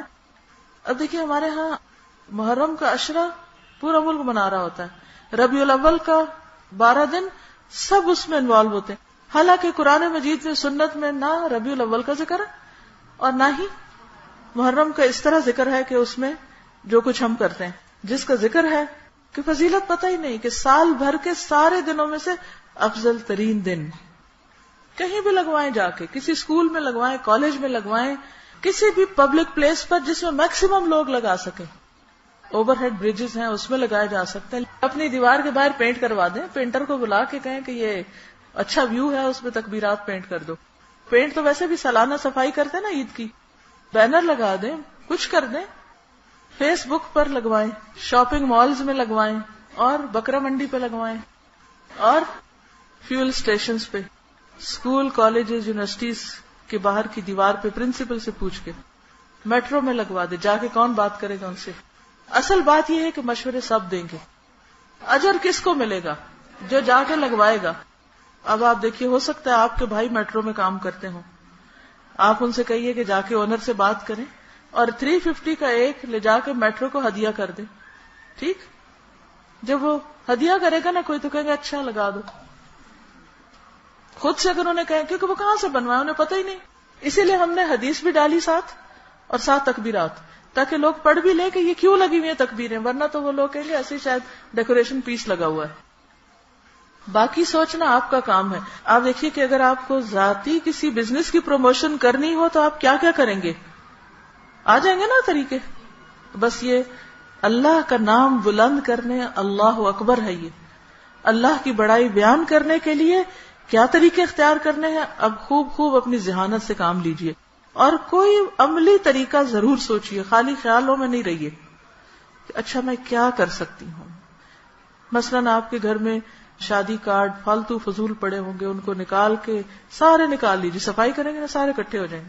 اب ان کے بیٹھ کے بچے اپنے گھر میں لے کے ان سب کے ساتھ کٹنگ کروائیں، ان کو لکھنا سکھائیں، انہیں کہیں لکھیں اس پر، اور لکھ کر جا کر اپنے کلاس فیلوز کو دیں، ٹیچرز کو دیں، اچھے اس کے اوپر کوئی ڈیزائن بنا لیں. ہاتھ سے لکھی ہوئی چیز کی کتنی ویلیو ہوتی، لیکن لکھیں ٹھیک، ایسا نہ ہو کہ کچھ سے کچھ لکھ دیں. جی آپ فرمائیے. ہاں جی رکشے کے پیچھے لگوا دیں، بسوں کے اوپر لگوا دیں، کہیں جہاں مرضی لگوا دیں، اٹس اپ ٹو یو. اب آپ خود ہی سوچتے جائیں اور لگواتے جائیں، صرف سوچتے نہیں جائیں. وہ کہتے ہیں جس نے آرڈر کرنا ہے، کیونکہ بنوانے کا بھی ایک دھندا ہوتا ہے نا، لکھے کون بنائے کون، تو وہ آپ یہاں پر الہدا میں آرڈر کر سکتے ہیں اور یہاں سے آپ کو اکٹھے پھر مل جائیں گے، بس آپ پھر اٹھا کے صرف لے جا کے لگا سکیں گے، جہاں مرضی لگا دیں. پھر ڈفرینٹ سائزز کے ہو جائیں تو زیادہ اچھا نہیں، کوئی بڑے ہو جائیں کوئی چھوٹے، 3-4 سائزز میں بنوا لیں. کہ کیا ہوا، ٹائم لگ جائے گا تو اللہ کے راستے میں ٹائم لگے گا.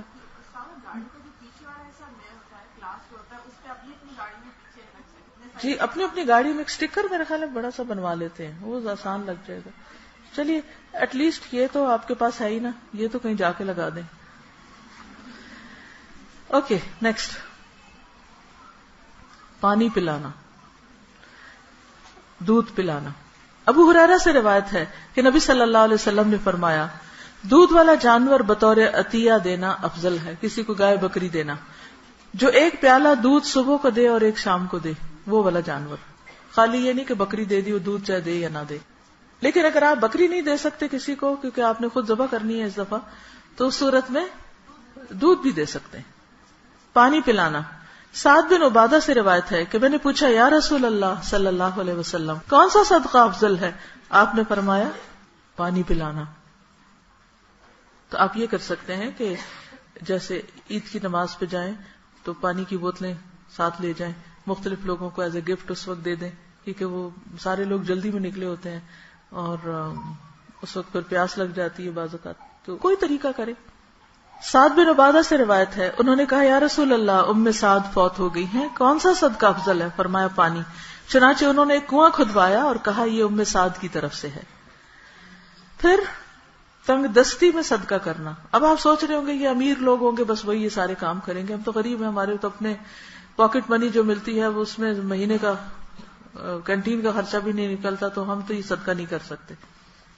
جو 9 دن روزہ رکھیں گے نا، ان 9 دنوں کا کھانے کا خرچہ جو ہے ایک ٹائم کے وہ صدقہ کر دیں اگر اور کچھ نہیں.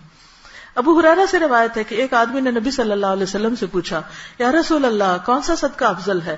فرمایا تندرستی کی حالت میں صدقہ کرنا کہ خواہش بھی ہو، جس سے سرمایہ جمع ہونے کی تمہیں امید بھی ہو اور محتاجی کا ڈر بھی ہو. کیونکہ جب انسان جوان تندرست ہوتا ہے نا، بڑے بڑے منصوبے بناتا ہے، پھر اس کو پیسے چاہیے ہوتے ہیں، پھر وہ دینے والا نہیں لینے والا بن جاتا ہے. لیکن جب بوڑھا ہو جاتا ہے تو پھر بھی بعضوں کا سوچتا ہے کہ اچھا اب کھا ہنڈا لیا، اب چلو کسی نیکی کے کام میں لگا دو. اور محتاجی کا ڈر بھی ہو کہ اگر دیا تو میرا کیا بنے گا، اور اس میں تاخیر نہ کرے کہ جب روح حلق تک پہنچ جائے تو کہنے بیٹھ جائے اتنا مال فلاں کے لیے، فلاں کو یہ دینا، فلاں کو وہ دینا، اب تو وہ فلاں ہی کا ہے. ایسا صدقہ جو خود کو محتاج نہ کرے. سب سے بہترین صدقہ وہ ہے جسے دینے والا دے کر بھی مالدار رہے، یعنی اس کے اپنے پاس بھی کچھ نہ کچھ ہو. پھر معاملات میں بہتری لانا، آپس میں صلح کروانا، روٹھے ہوئے لوگوں کو منانا یا آپس میں 2 لوگوں کے درمیان صلح کرا دینا. تو یہ جو متفرقات ہیں نا، اس میں آپ ڈال لیجئے کہ ان افضل ترین دنوں میں کسی ٹوٹے ہوئے دل کو جوڑنا ہے.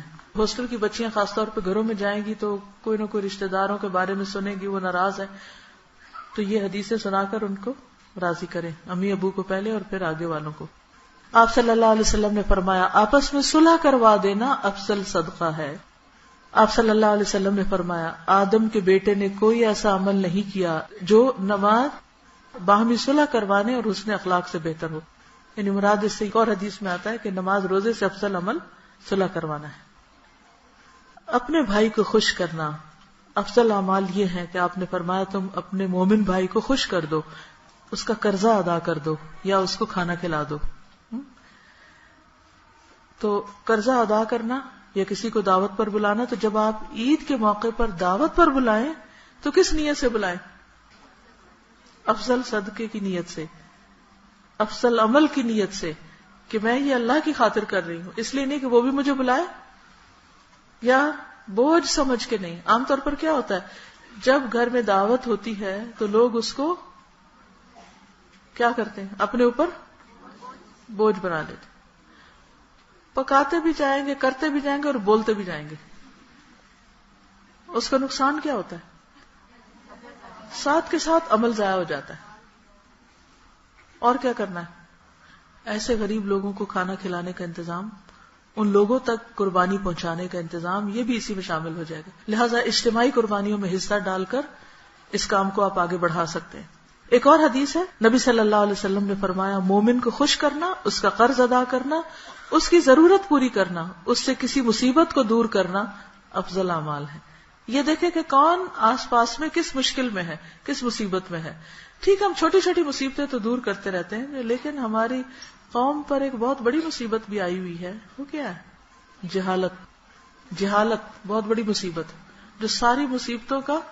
آپ کو معلوم ہے کہ پچھلے دنوں جو بچہ وہ گٹر میں گر کے فوت ہوا تھا، تو سوچتی رہی کہ اس کی ریزن کیا ہے، وجہ کیا ہے. وجہ یہ ہے کہ عام طور پر گٹر کے اوپر جو ڈھکن ہوتے ہیں وہ لوہے کے ہوتے ہیں، تو لوہا بہت مہنگا ہو گیا، ادھر رکھواتے جاتے ہیں، ادھر سے چوری ہو جاتا ہے. تو پہلے تو میں سوچتی رہی کہ کس قسم کے ڈھکن ہوں، اچھا وہ سیمنٹ والے ہوں، اچھا ایسے ہوں ویسے ہوں. اچھا سیمنٹ والوں کا کیا ہوتا ہے، 2-3 گاڑیاں گزری وہ کریک ہو جاتا ہے، لکڑی نہیں رکھ سکتے، بارش ہوگی کچھ ہوگا یا کوئی اوپر سے بھاری چیز گزرے گی وہ ٹوٹ جائے گا. حل کیا ہو؟ ایک انسانی جان کے جانے کا ذمہ دار کون ہے؟ ہم اپنی عجلت سے، جلد بازی سے اس کو بلیم کر دیتے، اس کو کر دیتے، اس کو کر دیتے. ان کا قصور ہے، انہوں نے مثلا سی ڈی اے کا قصور ہے، ڈھکن نہیں رکھا. بھئی سی ڈی اے نے رکھا ہوگا، اس نے زن سے کام لے، لیکن کدھر گیا وہ؟ پھر کسی نے تو چوری کیا نا، کسی نے تو اٹھایا. اچھا اس نے اٹھا لیا تو باقی کدھر تھے؟ ان کی آنکھیں نہیں تھی وہ دیکھتی یہاں ڈھکن کھلا ہوا ہے؟ ان کا فرض تھا امر بالمعروف نہی عن المنکر کا، یا کوئی نہیں؟ پھر کھلا نظر نہیں آ رہا کیونکہ گھاس نہیں کٹی. ہم نے ایک دفعہ یہاں سامنے سے گھاس کٹوائی، ہم کو جرمانہ ہوا کہ یہ آپ کا ایریا نہیں، آپ نہیں گھاس کٹوا سکتے. اس کو یعنی کہ آپ صرف اپنے پریمیسز میں گھاس کٹوا سکتے ہیں، آپ اس سے باہر نہیں کٹوا سکتے، منع ہے. اچھا اب کیا کریں؟ یعنی میں نے اتنے پہلوؤں سے اس بات پہ غور کیا کیونکہ میرا دل بہت بوجھل تھا، بہت تکلیف میں تھی. میں روٹ کاز کیا، اس سے آگے کیا کاز ہے، اس کے آگے کیا، اس کا علاج کیا ہے، اس کا کیا، اس کا کیا، اس کا کیا. اور آخر میں جب میں پہنچی تو مجھے یوں لگا کہ لوگوں کے اندر نمبر 1 جہالت، نمبر 2 خدا کا خوف نہیں. جب تک یہ تقوی نہیں آتا، جب تک اللہ کا ڈر نہیں آتا، اس کا حل کچھ بھی نہیں ہو سکتا. وقتی طور پر آپ حل کرتے ہیں، یہ کوئی ایک حادثہ ہے ایسا، روز آپ اخباروں میں پڑھتے ہیں کس طرح ہمت ہوتی ہے ان لوگوں کی کہ وہ لوگوں کے لیے ہلاکت گاہ کا دروازہ کھول دیں. کسی گٹر سے ڈھکن اٹھانے کا مطلب یہ ایسا ہی ہے موت کا دروازہ کسی کے لیے کھول دینا. یہ کوئی معمولی جرم نہیں ہے، لیکن یہ جرم کتنا عام ہو چکا ہے. اپنے آپ کو اس پہ رکھ کے دیکھیں، اپنے آپ کو اس گٹر میں گرتا ہوا دیکھیں. سادے پانی، صاف پانی میں بھی ڈوبنا بہت سخت تکلیف کی بات ہے، کہاں گٹر کے پانی میں کوئی ڈوبے.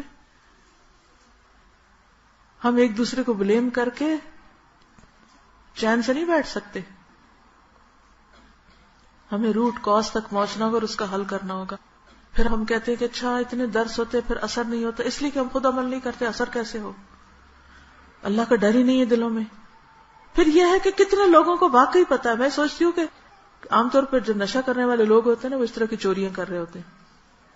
اچھا وہ ایک جرم نشے کا کر رہا ہے، اس نشے میں آ کر وہ ایسے غلط کو تو ہوش ہی نہیں کہ وہ موت کا دروازہ کھول رہا ہے، وہ چوری کر رہا ہے ڈھکن. کیا علاج ہے؟ نبی صلی اللہ علیہ وسلم کو رحمت للعالمین بنا کر جو بھیجا گیا تو کیوں کہا گیا کہ وہ رحمت ہے؟ کیونکہ انہوں نے آ کے لوگوں کو علم دیا تھا اور اللہ کا ڈر دیا. خالی علم نہیں دیا، اس کے ساتھ اللہ کا ڈر دیا تھا، تقویٰ دیا تھا. جب اصلاح ہو گئی جب وہ عدی بن حاتم کو آپ نے کہا تھا کہ ایسا وقت آئے گا کہ عورت زیورات سے لدی ہوئی اکیلی سفر کر رہی ہوگی، کسی کا ڈر نہیں ہوگا اس کو، اور لوگ اپنے ہاتھوں میں سونا چاندی اٹھائے پھریں گے کہ کسی کو صدقہ کر سکے اور کوئی لینے والا نہیں ہوگا. آج کیا ہمارے پاس ریسورسز کم ہے؟ شاید اس سے زیادہ ہی ہوں جو وہاں تھے، لیکن آج خدا کا خوف نہیں، اس لیے اصلاح نہیں. تو سب سے بنیادی کرنے کا کام لوگوں کے شعور کو جگانا ہے. جب تک یہ نہیں ہوتا ساری اوپر کی کوششیں ایسے ہی ہیں کہ جیسے کسی کو اندر زخم اور اوپر سے وہ پٹیاں کرتا رہے. پھر فرمایا افضل ترین عمل اللہ کی ذات کی خاطر تمہارا اپنے نفس اور خواہش سے جہاد کرنا. کیا ہے؟ اپنے نفس اور اپنی خواہش سے، کیونکہ سب سے مشکل کام اپنے آپ سے لڑنا ہے. پھر لوگوں میں افضل ترین کون ہے؟ دنوں میں تو افضل ہم نے دیکھ لیے، اعمال میں افضل دیکھ لیے، لوگ اچھے کون ہیں؟ فرمایا قیامت کے دن بہت زیادہ حمد کرنے والے، تعریف کرنے والے افضل لوگ ہوں گے، الحمدللہ کہنے والے، اللہ کی تعریف بیان کرنے والے. حمادون کا لفظ آتا ہے اور حماد کہتے ہیں بہت زیادہ تعریف کرنے والے کو. اب ایک تعریف ہے اللہ کی اور ایک ہے بندوں کی اور اللہ کی تخلیق کی. یعنی وہ لوگ جن کا ایک رجحان ہوتا ہے اپریسیشن کا، کہ وہ اپریشیٹ کرتے ہیں، اچھی چیز کو اچھا کہتے ہیں. یہ بھی ایک بہت بڑی خوبی ہے، کیونکہ عام طور پر ہم صرف منفی باتیں کرتے ہیں. اس کا رنگ ٹھیک نہیں آیا، کاغذ تو کسی کام کا نہیں، اور ڈیزائن بھی صحیح نہیں، اور یہ تو ایسا ہے اور یہ ویسا ہے، اور یہ گلاس کا بھی سائز ٹھیک نہیں، اور یہ میز تو بہت ہی چھوٹا ہے، اور یہ فلاں چیز تو ایسی ہے اور فلاں ویسی ہے. کسی چیز کی ہم تعریف نہیں کرتے کہ اس میں کوئی بھلائی بھی ہے. مثبت نظر رکھنا اور اپریشیٹ کرنا بندوں کے کام کو، اللہ کی تخلیق کو، اور سب سے بڑھ کر خود اللہ سبحانہ و تعالیٰ کی ذات کو، کہ الحمدللہ سب تعریف اسی کے لیے ہے.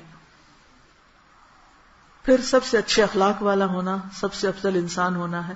پھر فرمایا سب سے افضل انسان وہ ہے جس کی عمر لمبی ہو اور جس کے عمل اچھے ہوں. اور بدترین کون؟ جس کی عمر لمبی اور اس کے کام برے. رسول اللہ صلی اللہ علیہ وسلم نے فرمایا اللہ کے نزدیک اس مومن سے افضل کوئی نہیں جسے حالت اسلام میں لمبی عمر دی گئی اس کی تسبیح اور تکبیر اور تحلیل کی وجہ سے. یہ جو تکبیرات آپ پڑھیں گے اور یہ جو تسبیحات آپ پڑھیں گے، ان کی وجہ سے لمبی عمر کا بھی اور لمبی عمر میں نیکیاں کرنے کا بھی آپ کو موقع ملے گا. یعنی گویا یہ افضل دن افضل اعمال کے دروازے کھولتے ہیں. اور پھر آپ باقی دن بھی سال کے، کیونکہ اس کے فوراً بعد پھر اگلا مہینہ نیو ایئر ہے. اینڈ میں آپ ریزولوشن بناتے ہیں، یہ کرنا ہے، تیاری کرتے ہیں، پریکٹیکل تیاری کرتے ہیں، کر کے دکھاتے ہیں. ذو الحج کا مہینہ اس میں گزرتا ہے اور نئے سال سے پھر آپ کے نئے کام شروع ہو جاتے ہیں. ایک نئی زندگی آپ کو ملتی ہے اور اچھے عمل شروع ہو جاتے ہیں. پھر اسی طرح افضل انسان وہ ہے جو مخموم القلب اور سچی زبان والا ہو. صحابہ نے کہا سچی زبان والے کو تو ہم پہچانتے ہیں، مخموم القلب کون ہے؟ فرمایا ایسا دل جو ڈرنے والا اور صاف ہے، اس میں گناہ، بغاوت، خیانت اور حسد نہ ہو، کسی کے لیے جیلسی نہ ہو. پھر لوگوں کو اپنی برائی سے محفوظ رکھنے والا انسان. کون سا مسلمان افضل ہے؟ فرمایا جس کی زبان اور ہاتھ سے دوسرے مسلمان محفوظ رہیں. ایک اور جگہ پر فرمایا وہ مومن جو اللہ کے راستے میں اپنی جان اور مال سے جہاد کرے. پھر ایک اور جگہ پر فرمایا لوگوں پر ایسا زمانہ ضرور آئے گا جس میں مقام اور مرتبے کے اعتبار سے سب سے زیادہ افضل آدمی وہ ہوگا جو اپنے گھوڑے کی لگام پکڑ کر اللہ کے راستے میں نکلے گا. جب کوئی پکار سنے گا اس کی پیٹھ پر سوار ہو کر موت کی تلاش میں نکل کھڑا ہوگا. یا وہ آدمی جو عوام میں رہتا ہو، نماز قائم کرتا ہو، زکوٰۃ ادا کرتا ہو اور خیر کے علاوہ لوگوں کو چھوڑے رکھے، یعنی معاملہ کرے تو خیر کا کرے اور اپنی نماز روزے پر قائم رہے. پھر فرمایا طاقتور مومن کمزور مومن سے افضل ہے اور ہر ایک میں بھلائی ہے. پھر لوگوں میں رہ کے ان کی اذیتیں برداشت کرنے والا سب سے افضل ہے. پھر اسی طرح آپ نے فرمایا ممکن ہے دنیا پر کوئی انتہائی حقیر آدمی غالب آ جائے، یعنی وہ ان کا کوئی بڑا بن جائے. اس وقت لوگوں میں افضل مومن وہ ہوگا جو دو کریمین معزز لوگوں کے درمیان ہوگا، یعنی اس کی کمپنی اچھی ہوگی. پھر دنیا سے بے پرواہ انسان وہ افضل انسان ہے. پھر ذکر کون سا افضل ہے؟ لا الہ الا اللہ. پھر بہترین نیکی بھی یہی ہے لا الہ الا اللہ. پھر فرمایا سب سے افضل نیکی سبحان اللہ و بحمدہ سبحان اللہ العظیم کلمتان حبیبتان الی الرحمن خفیفتان علی اللسان ثقیلتان فی المیزان سبحان اللہ و بحمدہ سبحان اللہ العظیم. پھر لا الہ الا اللہ وحدہ لا شریک لہ لہ الملک و لہ الحمد وہو علی کل شیء قدیر. پھر قرآن کا افضل حصہ سورۃ الفاتحہ ہے. سب سے بڑی آیت آیت الکرسی ہے. سب سے افضل تعوذ نبی صلی اللہ علیہ وسلم نے فرمایا کیا میں تمہیں تعوذ کے سب سے افضل کلمات کے بارے میں نہ بتاؤں جن سے تعوذ کرنے والے یعنی پناہ لینے والے پناہ لیتے ہیں؟ میں نے عرض کیا یا رسول اللہ کیوں نہیں؟ فرمایا معوذتین، 2 سورتیں الفلق اور الناس، یہ افضل ترین تعوذات ہیں. اور سب سے افضل دن عشرہ ذی الحج کے دن. نبی صلی اللہ علیہ وسلم نے فرمایا مل عمل فی ایام یعنی الایام العشر افضل منها في هذه قالوا ولا الجهاد قال ولا الجهاد الا رجل خرج يخاطر بنفسه وماله فلم يرجع بشيء. ان دنوں کے عمل سے زیادہ کسی دن کے عمل میں فضیلت نہیں. پوچھا گیا جہاد بھی نہیں؟ فرمایا نہیں، ہاں جو شخص اپنی جان و مال خطرے میں ڈال کر نکلا اور واپس کچھ نہ لایا. پھر ان 10 دنوں میں یوم النحر بھی بہت بہترین دن ہے.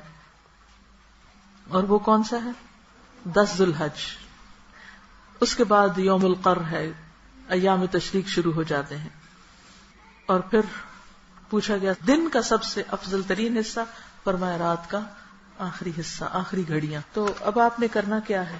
افضل دنوں میں افضل کام کرنے ہیں. کچھ کاموں کی لسٹ تو آپ کے پاس تھی، انشاءاللہ آپ ان کا اہتمام کریں گے. کچھ آپ نے مزید نوٹ کر لیے، دلائل آپ نے سب کے سن لیے.